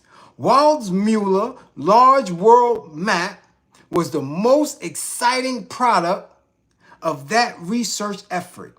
He included on the map data gathered by Vespucci during his voyages of 1501 to 1502 to the New World. They calling this a new world. How can it be a new world? How? You got Mayan empires, Aztec, you have all type of everything here. You got pyramids here. So this world isn't new. Okay? This world ain't new.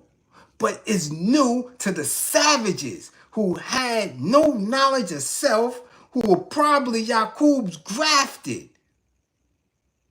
But you call yourself an American.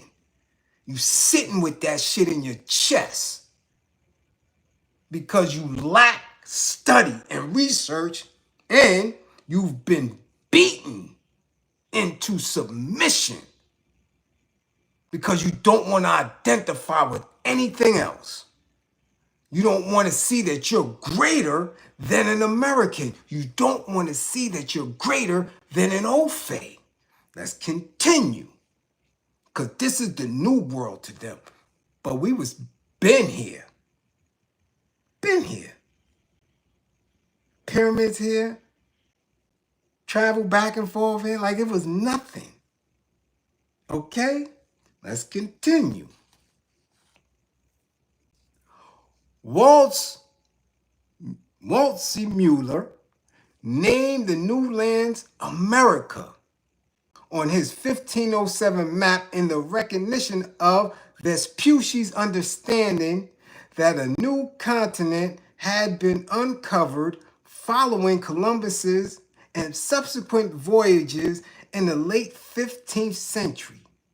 An edition of 1,000 copies of the large woodcut print was reportedly printed and sold, but no other copy is known to have survived. It is the first map printed or manuscript to depict clearly a separate Western Hemisphere, with the Pacific as a separate ocean. The map reflected a huge leap forward in knowledge, recognizing the newly found American landmass and forever changing mankind's understanding and perception of the world itself. But this is only Europeans who did not know that this was here. What did we as original people call this part of the planet? You don't know, because Europeans burned and destroyed it. Whatever knowledge that they knew, that if you had, you couldn't be enslaved, they got rid of it and destroyed it. So this is all you have to go on, what they told you. This is the new world. This is their newfound, because they were deaf, dumb, and blind. Not us. Not us. Cool. Much appreciation, Cool K, for funding the war effort. Okay? Understand that. Yes, indeed. We ran Europe too. So again, I keep telling you, we are universal beings of truth. We was never subjugated to any one part of the planet. All right? So you got to have something in your psyche to understand, to open your mind and say, yo, hold up. Yeah, for real, for real. What was going on? What were the books of knowledge? What was the educational pieces on the other part of the world in 1501? What were they doing in Asia? What was the dynasties teaching in China? In what we call China today, in what we call Africa today? Where were the books? You mean to tell me that these people, the only ones here, that the Europeans that call this America, is the only information, but you name yourselves after them? Okay? Let's continue. For more than 350 years, the map was housed in a 16th century castle in Wolfegg in southern Germany. The introduction to Waldseemüller's cosmography actually contains the first suggestion that the area of Columbus's discovery be named America in honor of Vespucci, who recognized that a quote-unquote new world, the so-called fourth part of the world, had been reached through Columbus's voyage. Before that time, there was no name that collectively identified the Western Hemisphere. The earlier Spanish explorers referred to this area as the Indies, believing, as did Columbus, that it was part of Eastern Asia.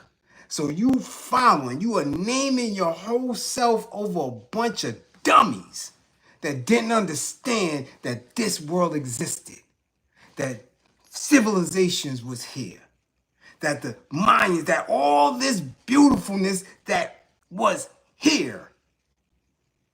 You connect to that. You connect to dummies. And in the name of dummies, separate yourself from other melanated people. We're going, okay, because again, not going to hurt your heart. We're going to deal with it the way it is. So, when you speak in lineage, right, like we said, your lineage is saying that because these dummies who named this America did something bad to you. And that's the conditions that separate you from the rest of the entire melanated people. You naming this, that name itself should have anybody with a smidgen of intelligence say, yo, hold on, we got to change that. That would be me. I wouldn't be up under that. And anybody that's honest with themselves contemplate that shit every day. Now, you may not have the answer to who or what you are. It may not flow off of your tongue. The idea may get a little bit stuck right here. But I'm good with it. I'm telling you that I'm a universal being in truth that deal with science and math. My knowledge is abundant. I have a potential to be greater every day. But my conditions, the political conditions, the strains that they have in there, hampers my potential. It put roadblocks there. So every day you have to strive outside of that. But when you sit in a fixed condition and say you are an American and that's it, when America has called you a nigger, something happens to your psyche. It just does. Just like when you getting teased growing up and saying you a black crispy critter, or you a black this, or you an African booty scratcher, it takes you a new consciousness, a new way to see yourself to snap out of that. You have to say to yourself and look and appreciate the truth and say, no, I'm black, I'm beautiful. It's a psyche. Then when you sit in a fixed space and say, that's just it. I'm an American, okay? Because they didn't even know what the hell they were. Y'all ain't ready for that. Let's continue. The lineage of an American. Let's continue. America, we learned as school children, was named in the honor of Amerigo Vespucci for his discovery of the mainland of the New World. We tend not to question this lesson about the naming of America. By the time we are adults, it lingers vaguely in most of us, along with images of wave-tossed caravels and forests peopled with naked cannibals. Not surprisingly, the notion that America was named for Vespucci has long been universally accepted, so much so that a lineal descendant, here go that word again, lineage, lineal descendant, America Vespucci went to the New Orleans in 1839 and asked for a land grant in recognition of her name and parentage. Now, this is what she did under her lineage. She said, I'm America Vespucci. I need this.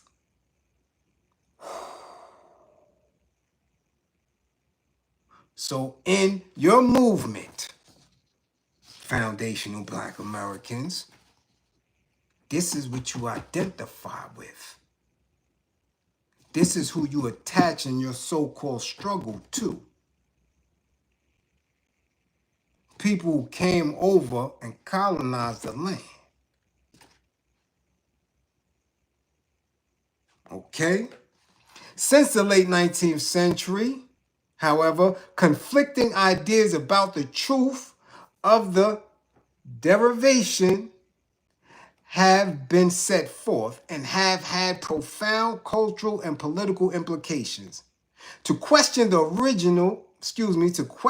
origin of America's name is to question the truth of not only our history lessons, but of our very identity as Americans. Because, hey, if these individuals didn't discover America, then Americans themselves, white folk themselves, have to question who they are and what they're about. This is why you see all this shit going on now where Trump is saying, that ain't no good, we don't need that. That right ain't no good. Change this over here, get rid of this over here. That shit is old. We don't even know what was going on. But Black folks still is beholden to 4th of July's hot dogs, cookouts, red, white, and blue. So much so that you gonna take your black ass and say that you are foundational.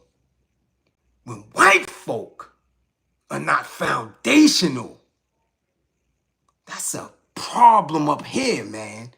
That you so emotionally connected to your trauma that you can't see past it. That you're stuck right there. Because some way you're in love with the idea of these folks coming and enslaving you. You feel decent about it. You don't want no get back. You want compensation. Let's continue. Traditional history lessons about the discovery of America also raise questions about the meaning of discovery itself. It is now universally recognized that neither Vespucci nor Columbus discovered America. They were, of course, preceded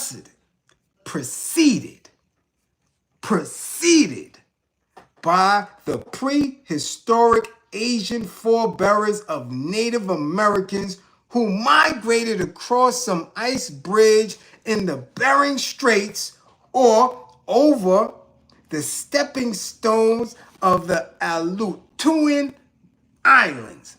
A Black African discovery of America, it has been argued, took place around 3,000 years ago and influenced the development of Mayan, Aztec, and Inca civilizations. Ooh. So what did this black African call this land over here? What did he call it? What did this man call it? I would love to know. Okay? The records of Scandinavian expeditions to America are found in sagas. Their historic cores encrusted with additions made by every storyteller who had ever repeated them. The Icelandic saga of Eric the Red, the settler of Greenland, which tells how Eric's son Leif came to Vinland, was first written down in the second half of the 13th century, 250 years after Leif found a western land full of wheat fields and vines. From this history emerged a fanciful theory in 1930 that the origin of America is Scandinavian, amt meaning district, and Eric was added to that to form Amteric, the land of Leif Eric. But you call yourself an American.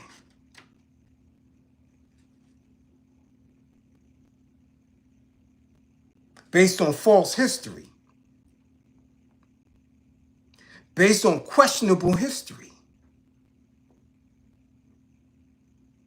Other Norsemen went out to the land that Leif had discovered. In fact, contemporary advocates of the Norse connection claim that from around the beginning of the 11th century, North Atlantic sailors called this place Amerik, right? Amerik, an Old Norse word meaning farth east outland.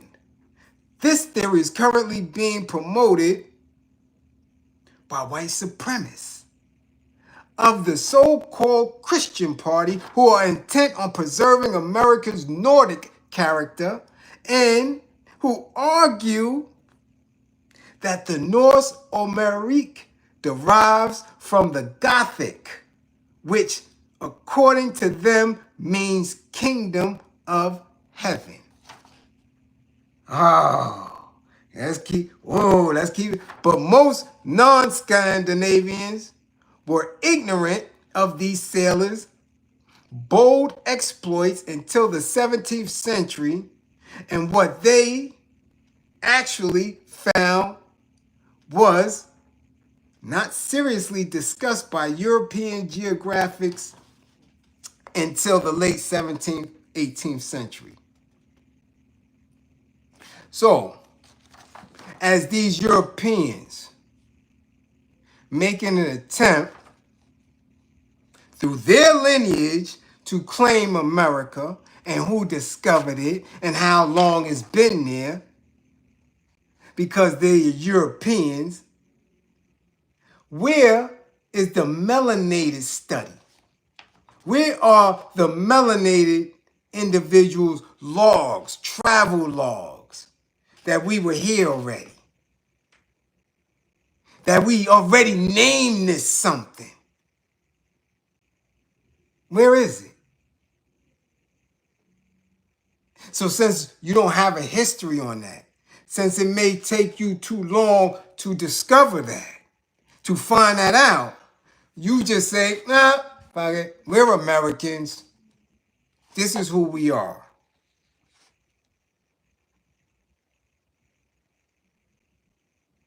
Right? Right? Hear me out now, because they beefing through their lineage about who really discovered it. What the name means. You saying your lineage is attached to you getting your ass whipped and lynched and hanged and buck broke. So you're going to call yourself foundational Black American because you're identifying in a reactionary space to the trauma that somebody put foot in your ass. And because of that, you're not acknowledging no other melanated individuals on the planet. That's very weird. But people are emotionally tied into it. The same way they was emotionally tied into the NFAC. The same way they was emotionally tied to all type of weirdness. The same way they was emotionally tied to Brother Polite and a whole bunch of cornball stupid shit that's been running around. Separating us. Let's continue. Other discoveries of America have been credited to those who sailed to a land they called what? Ergalon, the territory beyond the sunset, and to the Phoenicians who purportedly came here before the Norse. The 1497 voyage by John Cabot to the Labrador coast of Newfoundland constitutes yet another discovery of the American mainland, which led to an early 20th century account of naming of America, recently revived, that claims the New World was named after an Englishman, Welshman actually, called Richard Amerique. So they are confused. Okay? They're confused. Your European is confused. But because of specific lineage, they're all trying to say that they discovered America, that this is theirs, that they found people who was already here, already trading, already building pyramids, already having civilizations and dynasties. This is madness. This is madness. But this is what the Ofe does. This is what but there was a name. There had to be. There was a civilization. There was language. There was a way that they communicated and dealt with each other before any Ofe called it America. Okay? That's an absolute fact. But you are sitting in a space where you are reactionary, where you are saying that because these people beat me, because they beat my ancestors, because they ran through our grippers, because they burned flags, and they did all this, forcing labor on us, that we built it, the foundation of it, and we're Black, we're Americans. I got an issue with that. Not having it. That will never be me. Ever. If that's what you want to do, if you don't understand how sick that sounds, then cool, run with it. That matters to me none. None. I will not ever fold to that. Ever sit in a space that I'm looking at them and I'm saying, yeah, I'm going to identify with what you did to my ancestors and lay claim to it. No, my only objective is to knock you up off of here. That's it.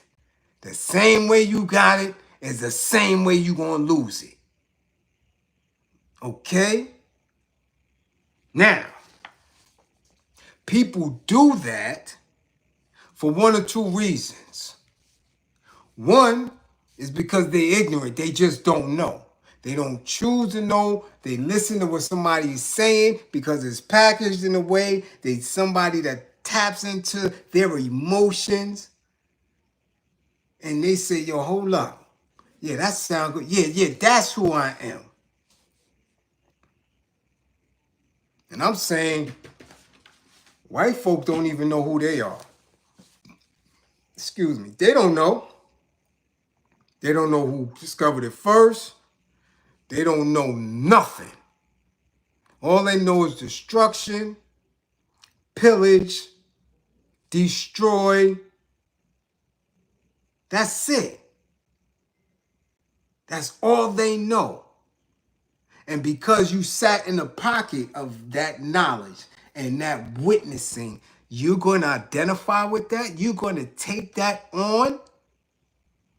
When there's books and books and books and educators and educators and educators who have consistently told you that you are bigger than that you are greater than that your accomplishments before even coming in contact with an old fae is vast, that you're going to minimize yourself, you're going to devalue who you are by sitting in a pocket and saying, nah, I'm an American.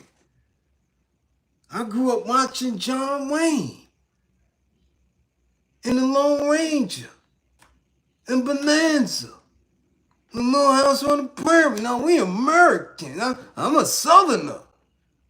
No, that's what you want to sit in when you know that is recent history, his story, but you sitting with that. We were here before Columbus. Were the first of any intelligence to build pyramids, to deal with mathematics, to be in tune with nature. And we covered the entire globe. The entire globe. You know, for an actual fact, that Hannibal ran through the globe. You know this. So for you to identify yourself because of what the old faith did to people who you say are your ancestors, who you say you have a lineage to, is a little bit off. Because again, there is actual fact that there were melanated people here who were never enslaved, who was never on a plantation. It's an absolute fact. So who are they? Where do they sit in the pocket of this FBA? Hold that thought, though. Hold that thought. Because I got something else for you now. Now hold that thought. And let's deal with it because it's funny. I mean, it is. It's weird. That's like me going out to Cali and saying that I'm a Hoover because I read Monster by Monster Cody. And I'm going to go and say, you know what, I'm Hoover. Or I'm A Trey. And I'm going to align myself with that. Because I read this book.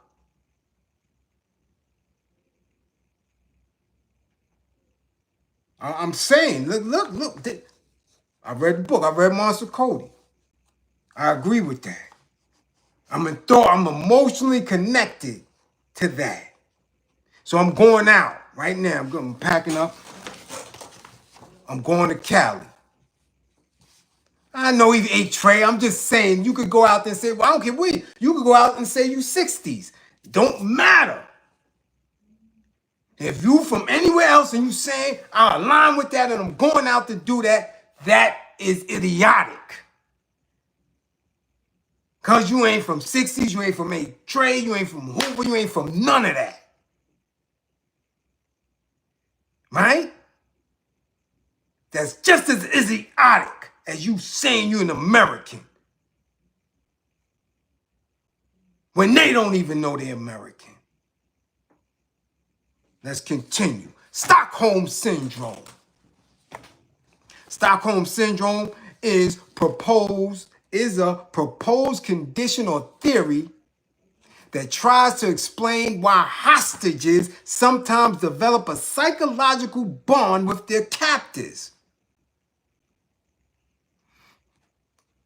Because ain't none of us been slaves. Ain't none of us get whipped. Ain't none of us pick no cotton. None of us.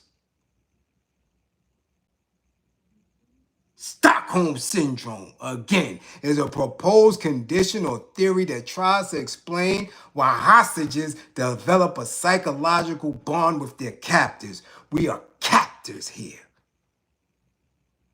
If there were those of us here indigenous to this part of the planet and were enslaved during whatever era, whether it was the 1600 pre-revolution, whether it was after the revolution, whether it was pre-Civil War, whether it was post-Civil War and Reconstruction, we are hostages. For you to identify with America and put a fucking American flag on or name yourself foundational to America, that is Stockholm Syndrome. Your ass got a problem. You would be one to fight tooth and nail and say you ain't never falling for that. Okay? I'm just saying. You have a psychological bond with your captor. That is what we do when we celebrate the 4th of July, Thanksgiving, Easter, and all that other funky shit. That's psychological. That's conditioning. Now, you can sit and argue with it all you want. I guarantee you won't come factual with it and make a good, rational decision to why you do this shit. Okay, let's continue. Emotional bonds can possibly form between captors and captives. Swirling, right? Thinking Britney Spears, ooh, that's a bad bitch. All that weirdness. The Justin Timberlakes, the adoring the presidents and all that. Thinking they cute and all that, okay? During intimate time together, because that's all we got here, is intimate times. Yeah, intimate when they bust you over your head crossing that bridge in Selma. That's intimacy. When they chasing your ass through the South and putting up burning crosses. Intimate time together. Forced intimate time. But these are considered irrational by some in light of the danger or risk endured by the victims. There's a risk when you consider yourself American and you actually are not. And they show you that shit every day.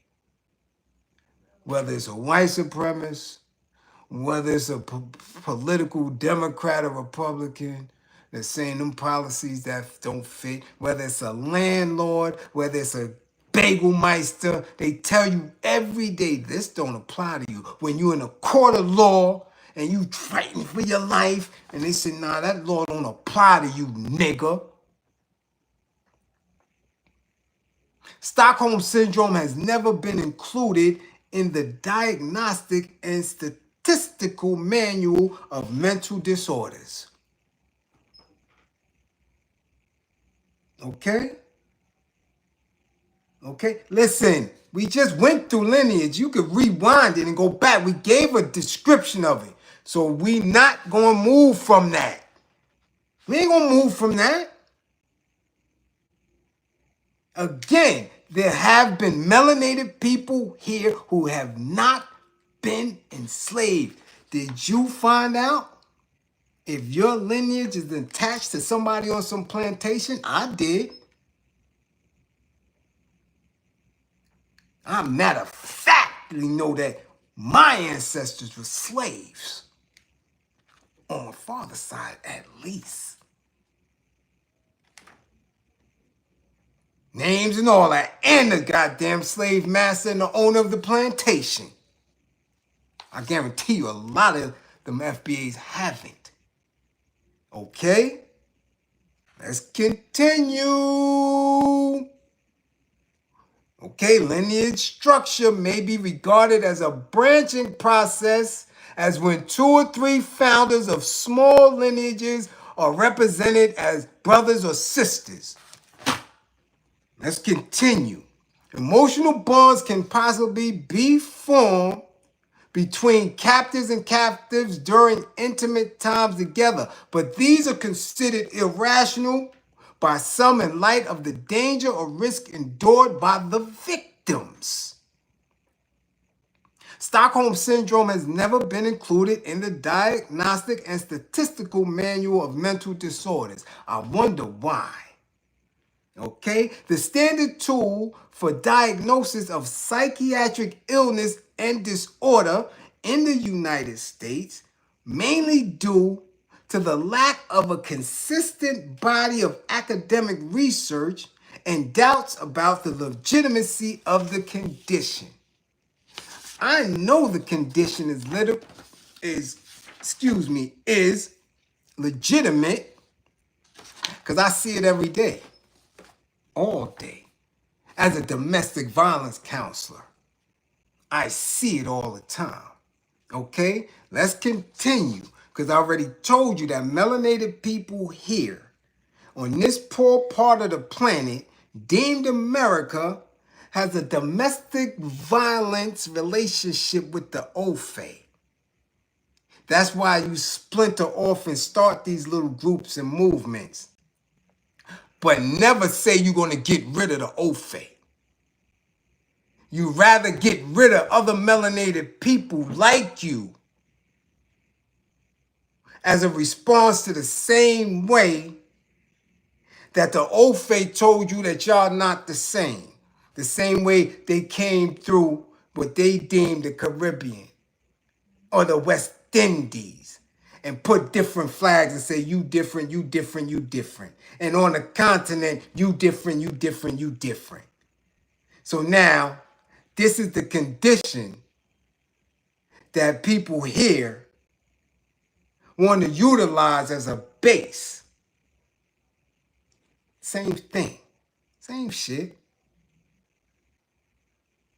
Same shit. You didn't like when they called you a nigger and shiftless. But you going to go and say somebody's hairline is different since they don't speak in the same tongue. They have an accent and they eat plantains, that's not your brother.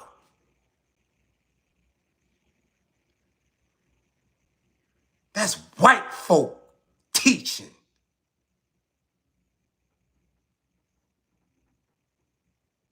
And if they say themselves that they not your brother, that's white folk teaching them as well. But as an intelligent, as a guard, as somebody who deals with science and math, you should know better. Let's continue. Victims of the formal definition of Stockholm Syndrome develop positive feelings towards their captors and sympathy for their causes and goals, and negative feelings towards police or authority. This is positive feelings. I love Coach K because of what he did for Duke and the players. Oh man, do you see Jerry Sloan? Oh man, you see this? Oh yeah. Steinbrenner's the boss. Do you see?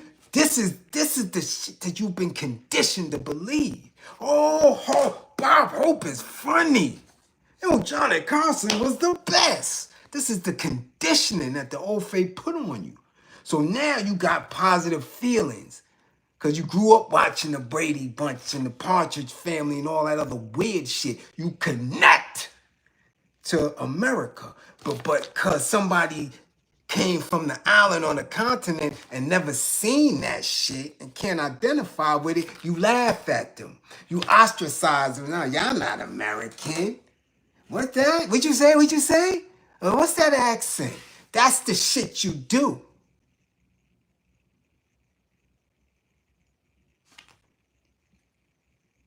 Sympathy for white folk. Let's continue. These symptoms often follow escaped victims back into their previously ordinary lives. Stockholm Syndrome is paradoxical because the sympathetic sentiments that captives feel towards their captors are the opposite of the fear and disdain which an onlooker might feel towards the captors. Because the Asians, the Chinese, even the old fake Russians is looking at y'all like, y'all allowing them to do this shit to you? As Fidel Castro used to say. Yeah. Right? Come on now. All of them say, yo, what y'all got going on over here? This is what y'all doing? And y'all sitting there chilling. Oh, we about to vote. Oh, hold on now. We got the first black woman running for president. This type of shit. To assimilate. After they done kicked your ass. After they fed your babies to alligators. You sitting and you identifying and calling yourself an American?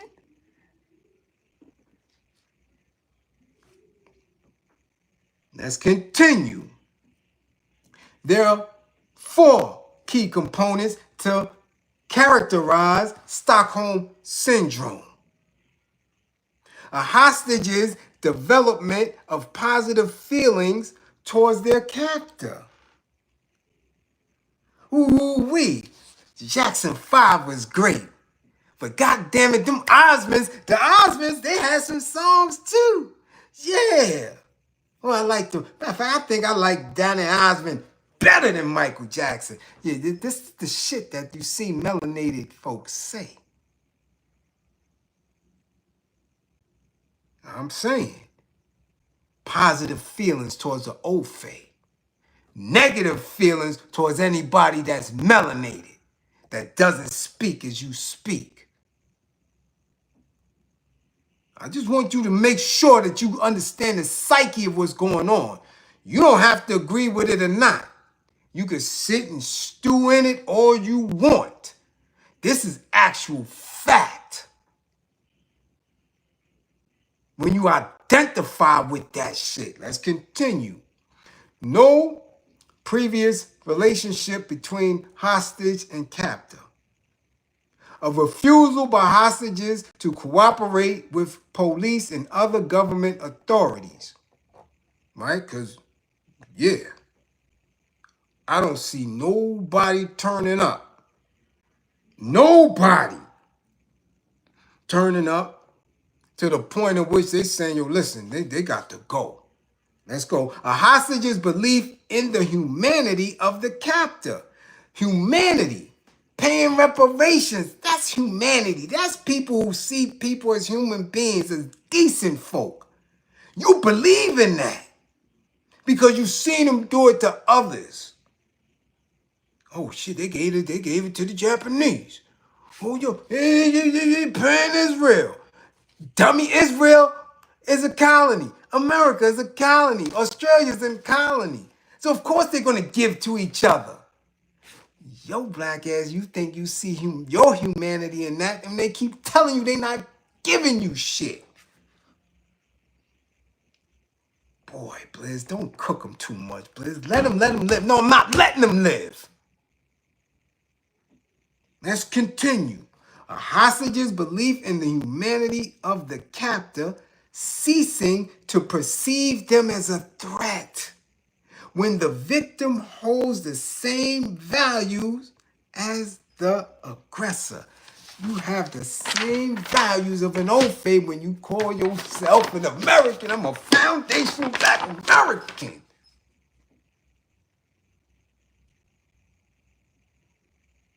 That's the same values.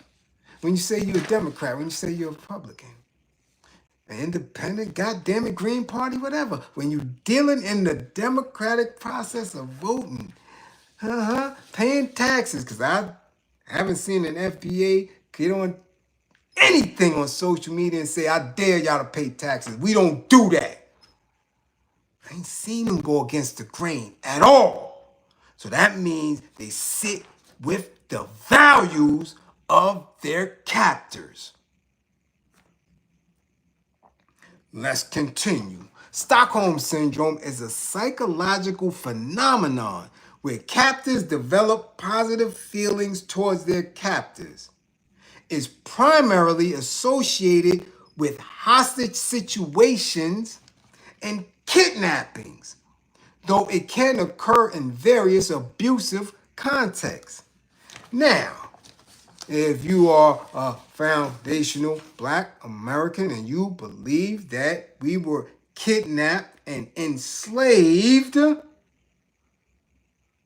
we are hostages, you definitely suffer from Stockholm Syndrome. We've been captives, kidnapped, hostage, imprisoned since they got here. Since they got here. What was the psychological effects of that? What were the psychological effects of that kidnapping? Because you can't have it both ways. Either we're indigenous to the land or we were kidnapped. The transatlantic slave trade. Either or. There's a syndrome in that. Through the buck breaking, through the burning down the rosewood, through the chasing you around, through all of it, that had a psychological traumatic effect on your brain if you could still identify with these people. If you could still sit in here and say, this land is your land, this land is my land. Come on now. Come on now. Don't let these questions get up. Nah, man, they're not hard questions. They're not. Either you love the old faith or you don't. Either you want from the old faith or you don't. That is not hard. Let's continue. In some instances, the victims form bonds with their captors and may even become sympathetic towards them. The opposite of feeling fear, terror, and disdain, which one may expect in these situations. I hate them. I'm ready to terrorize them at any given moment. I've done it. I got nothing but disdain for them. Nothing but. I don't hear none of that on no FBA platform. I have never heard it. That any of them saying we're coming together to organize, we're going to sit in secrecy, and it's time for us to knock these old fays off. I've never heard it. Ever. I've heard them say they're going to organize and beg for reparations, though. I hear that all the time. That is sympathetic. You're letting them off the hook after they continue. Karen after Karen, Chad after Chad, police officer after police officer, to brutalize and unalive you.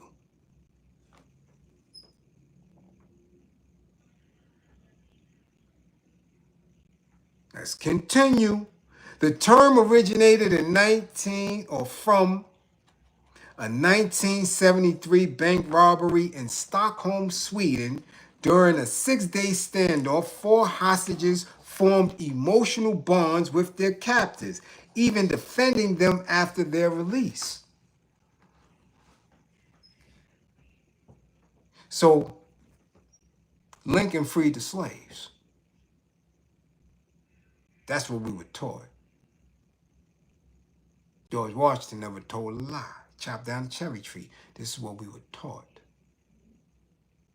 And even when you find out that those were lies and false, you still believe in a system. You still believe in the going to their courts because they said to do that.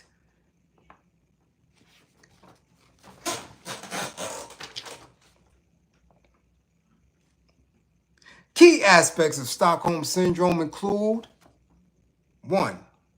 It's considered a survival mechanism in life-threatening situations. To speak revolution, to speak liberation, to speak as a radical against the old fae, you know they coming for you. So you don't do it. You rather speak negatively about other melanated people as a life-saving mechanism.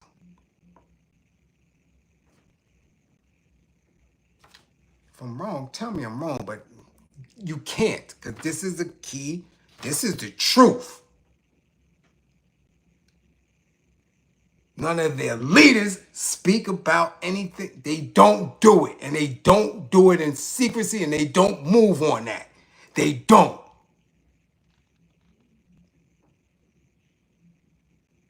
Okay, let's continue.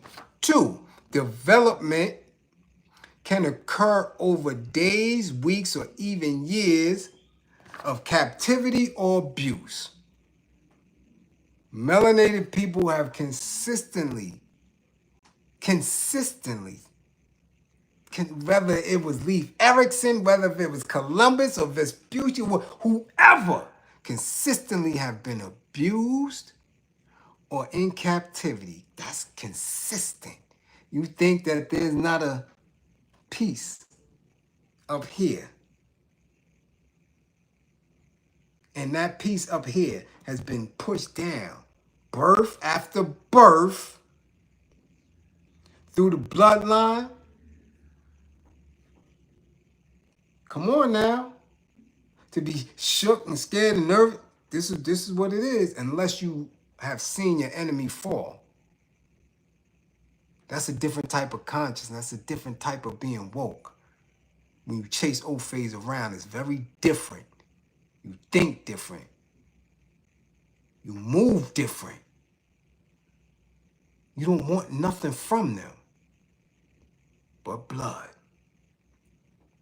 It's relatively rare, with the FBI estimating it affects less than 8% of kidnapping victims. It's not recognized as a mental disorder, and some researchers debate its existence as a distinct condition. Some. Okay? Let's continue. Although Stockholm Syndrome is not listed as a formal mental health diagnosis, people who experience this syndrome tend to display the following signs. Positive feelings towards their captor. Anytime you name yourself after your captor, that's a positive feeling. That's saying, where am I go? I don't know nothing else but America. Where am I going? Where we going? We here. This is us. We built it. You didn't build it because you want to build it. You built it under duress, under the fear of getting lynched and burned. Let's get that straight. So you shouldn't have no positive feelings towards these bastards. None.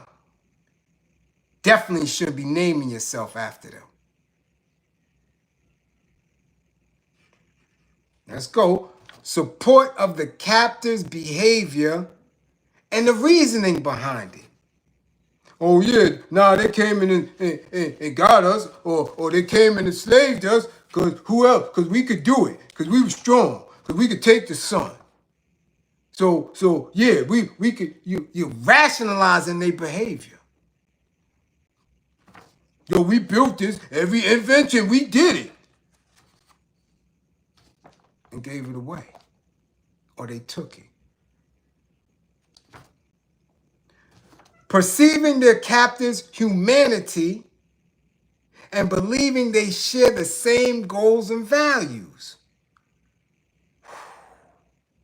I don't even want to go there. They make little to no effort to escape. A belief in the goodness of the captors. That's the main shit.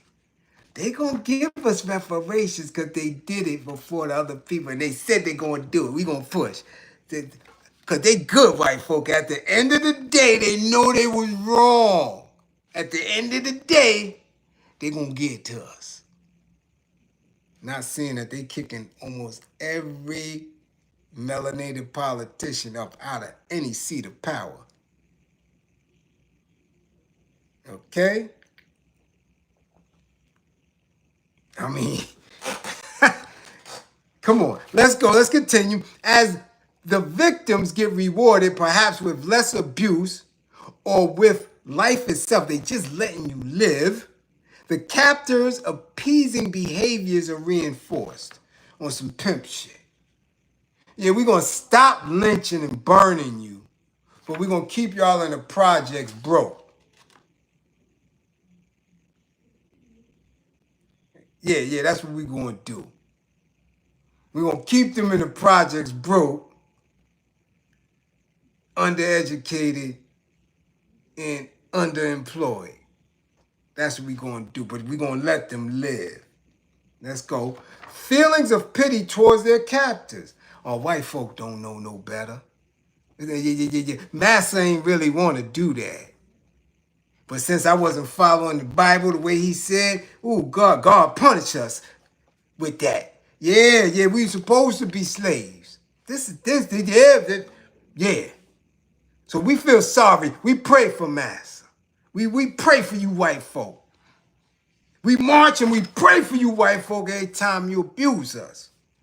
Feelings of pity towards the captors, even believing that the captors are the victims themselves. Yeah, they victims. Yeah, Jesus gonna fix it. Jesus gonna get them for what they did. They may have feelings of wanting to save their captors. Stockholm Syndrome all day. Let's go. Let's go.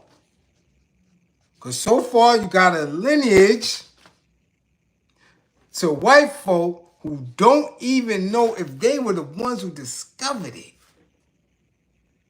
You name yourselves after the pain that these individuals put forth. Let's continue. Even after being released from captivity, the person with Stockholm Syndrome may continue to have positive feelings towards their captor and may report some of the following symptoms. Continuously thinking positively about their captor, recalling the captor's actions as protective or caring, despite the reality. Yeah, they let us in the NFL. Oh yeah, Jackie Robinson was the first black baseball player. Boy, you see them get that man. Ooh, they gave KG $120 million when he was only 19. Yeah, they care about us, man. You see what they do? You see what they do? Man, we got everything. Okay? Feeling personally guilty for actions that led to their capture or believing they deserve the treatment they received. Yeah. Denying or minimizing the captor's abusive behavior, even when faced with clear evidence. They got stamps. They have postcards. They have books and pictures of these people feeding alligators, black infants. And y'all ignoring this and nah, that ain't real.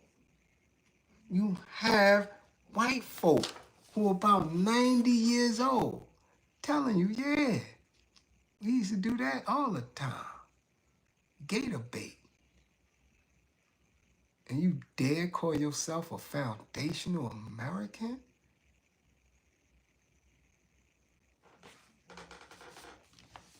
That didn't happen. Withdrawing socially from friends and family, preferring isolation or minimal interaction. These are these recluse, these clowns that sit and troll and be on social media playing games. Okay? Mad at their family. You don't understand. You don't understand. Yeah. You don't understand. Grandmaster J gonna do it. Yeah. Grandmaster J gonna do it. Yeah. No. Cause Polite said. Oh no. Dr. Umar said. No. Tariq said. So yeah. You ain't with me. We over here. Okay. Frequently experiencing heightened stress and tension, especially when reminded of their captivity. You don't want to hear Bliz say this shit because I'm consistently telling you that you got something wrong up here when you creating enemies of other black folk who you don't know, who you never been around, who you attach yourself to the ignorant parts of. Okay, yeah. And last but not least, your captor's behavior. The captor's behavior significantly influences the development of Stockholm Syndrome. Occasional acts of kindness, compassion, or simply refraining from violence can trigger emotional bonds, making victims view their captors as benevolent or misunderstood.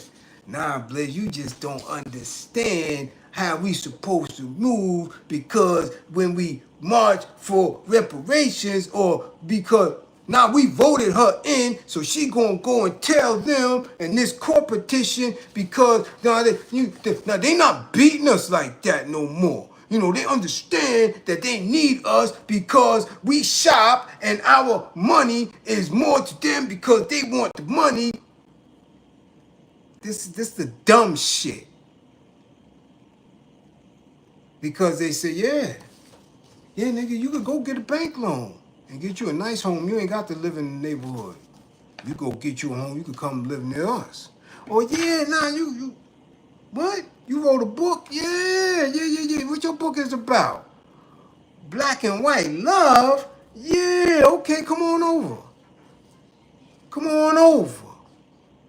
What will you do? You an actor? Yeah. Oh, you ready to put that dress on? Oh, what? You identify? Yeah, come on over. Well, you know what? A lot of y'all people been complaining. You know what? We're going to look into police reform.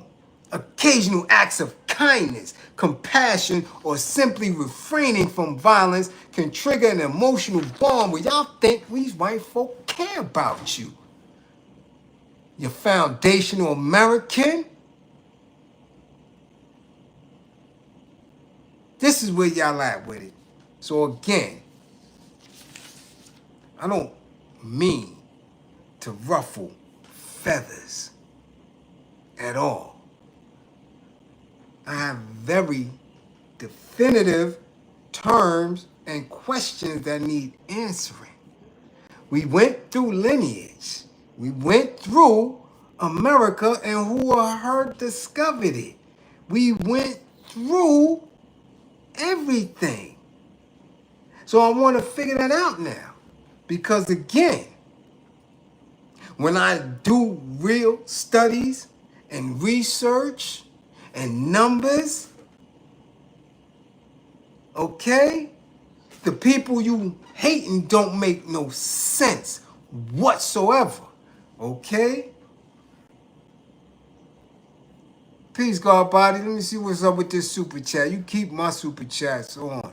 OG, the masses are docile and scared as hell to lose anything that they perceive they have. They don't know, they don't have a damn thing but a lease. That lease ain't even real. Much appreciation for the super chat. But no, let's stay right where we at, God, because You can't wiggle away from what we're saying here. There's no wiggle room at all. We define lineage. Gave it a clear-cut definition from 3 different sources. But they don't come with the fact that there were people here, melanated people here that were never, ever enslaved. In fact, some of them enslaved white folk. So that could be your direct line. See, a lot of people don't even have direct lines. But why? They can't do it. They sitting here just yipping and yapping. My direct line, my family's searching it every day. I know for an absolute fact that we have a cousin that wrote books on free melanated women in Sparta, Georgia. Free women who never get spoke about. That part of history white folk don't tell you. Free black women that were entrepreneurs doing their thing. Okay? So what line is that? What lineage is that? So if you just want to identify with your trauma, and that's your whole entire identity is reactionary. You telling me because this man ran in your grippers that's who you are. You are part of that. Because he ran in your grippers, forced you to work, was your captor, brutalized you, miseducated you, got rid of your whole existence of who you are, that you're a part of it. Yeah, I'm part of it. Yeah, I'm American. This is me. And because this is me, white folk owe me something. And they good white folk, they gonna give it to me soon. While I'm sitting here going to funeral after funeral after funeral. Soon they never come for none of them. At all.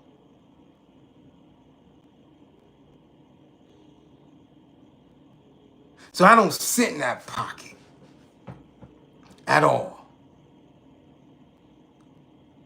At all. As somebody who was raised in East New York, Brooklyn, and I know for an absolute fact, Panamanian friends from day one, Jamaican friends from, when these individuals was ostracized and bullied so much that their parents didn't speak in public, that these people fed me in their homes, treated me like family, no sense of separation.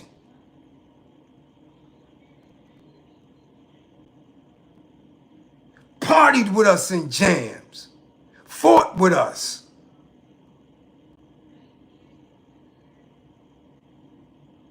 You want to let people lie to you and say that they all think like that they all move like that? Not me. I'm too old, I put in too much work, and I've been around too much.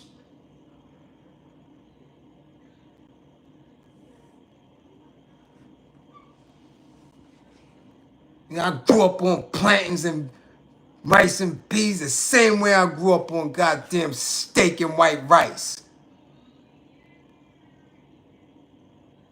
We had no time for separation in our hoods, because white folk was on our neck.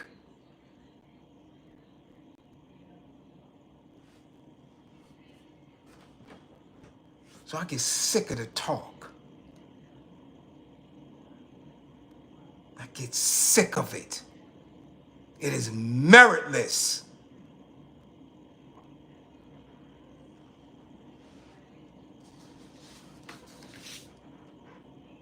But again, y'all can believe what you want to believe. Doesn't make it fact. But what does have an absolute fact is that people separated can never beat a group that's united. So as long as the old Faye is united, your ass will never win. Ever. Especially when you ain't even talking about knocking them off.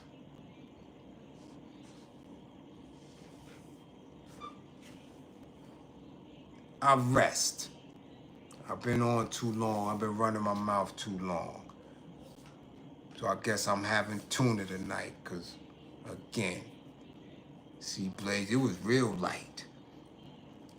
But again, we don't worry about that. They must be saving their little ends to get a subscription to Dr. Umar Uncut. Yeah, I know it's a couple of the, couple of the cougars in here might want to peek at Dr. Umar Uncut, so they saving their little ones and twos. You understand what I'm saying? Yeah. Again, like I always say, don't believe in me, believe in my belief in you.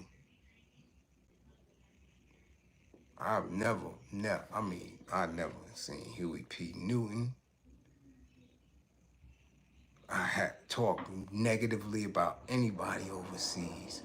I have never seen Dr. Khalid Abdul Muhammad talk negatively about it. I've never, definitely not Stokely Carmichael.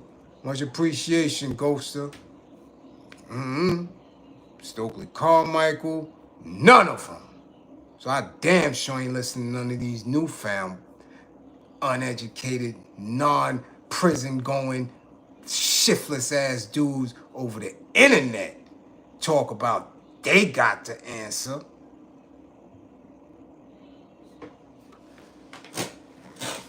Crazy.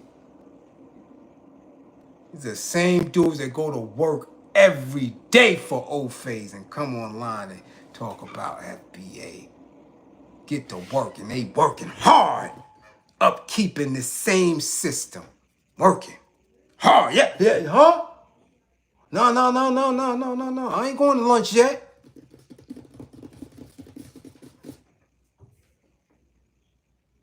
Come home and wear this FBA shit as a uniform, eh? Now you super nigga. I live this. I work for the people. People decide I'm no good, then I don't eat.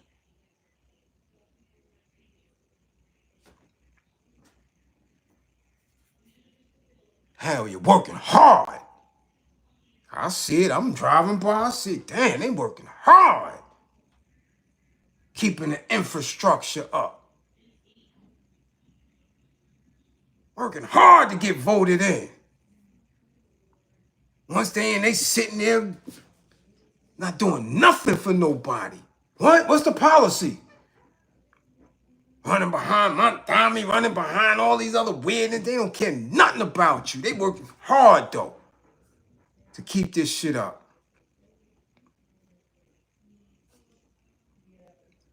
I'm just saying.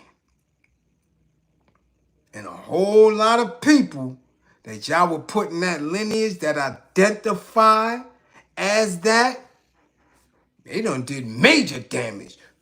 I'm saying.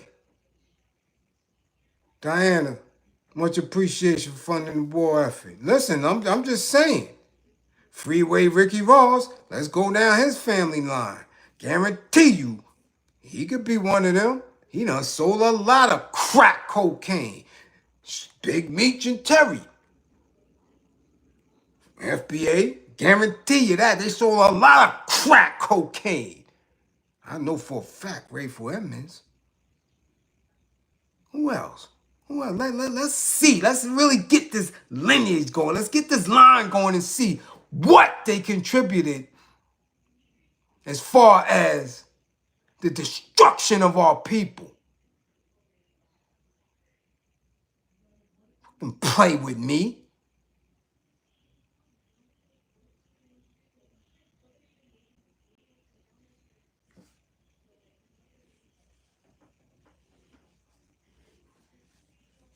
Anyway, let me move, man. Let me move. We have a little happier class tomorrow and shit. I gotta go. It's 10 o'clock. My belly and my back. Again, I love my people. Don't believe in me, believe in my belief in you. We will get nowhere separated.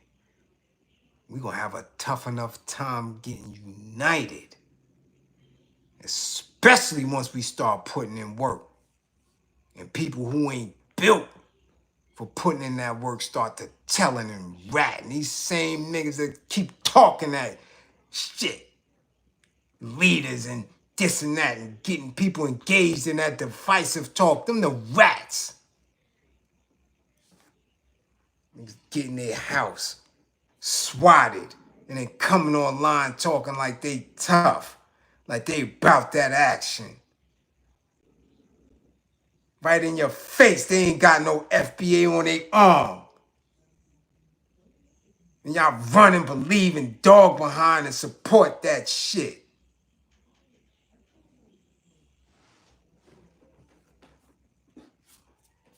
Out of here. Let's go. Classroom assistants, much appreciation for holding it down as always. Much appreciation for holding it down as always. And if you're supposed to get a session and you up under here, get your session, book your sessions. Okay? And if you have anything, if you have your own product or your own service, man, put it in the chat, put it in the comments in the video. Build together away from these old phase. That's the start. Supporting each other, building each other up outside of them. Stop listening to these people that depend on them and telling you something different. Niggas are so tied to that old face system that how dare they speak to you about who you should listen to, who you shouldn't, this one, that one. Fuck out of here. I'm telling you, I can't wait to catch these people. Yo, I swear. I'm telling you. You stay far. They stay far from New York. They know. They know. They know. They come here, they gonna lose it. Straight up. Y'all seen that video. Y'all seen that video in Crown Heights. I don't know if y'all seen it, if it's viral yet. But y'all seen Antifa try to pull a fast one in Crown Heights and got ran up out of there. And y'all can hear in the video somebody in the back saying, y'all lucky this ain't the East or Brownsville. Because we'll leave your ass out there. And I can't wait to run into one of these social media clowns anywhere. Y'all think y'all be protected because y'all be running around with certain individuals and y'all keep police and D's around. But I guarantee you, you have not come across that real authentic East New York shit.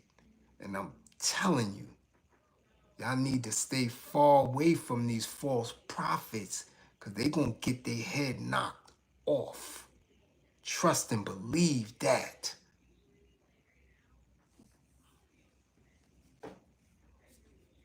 They are enemies to the people.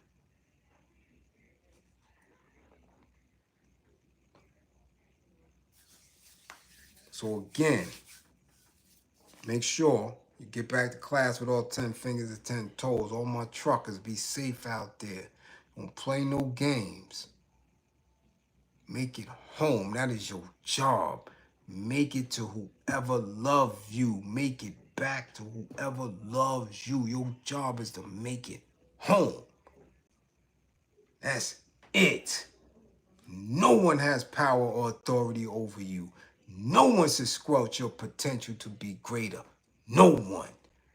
And if you truly somebody who acknowledges yourself, you will know that. You would know that. Talk about law. That's universal law. Take the charge. Somebody trying to unalive you, you don't sit there and let it happen. You crazy? You don't do that. So you truckers, you make it home safe. Okay? Make it home safe. And look, I see y'all when I see y'all. I'm here. Okay? I'm here. You dig what I'm saying? Much appreciation to those who funded the war effort. All right? Much appreciation. I see y'all. You dig? And everybody else, especially 55 gang. Get y'all grades up.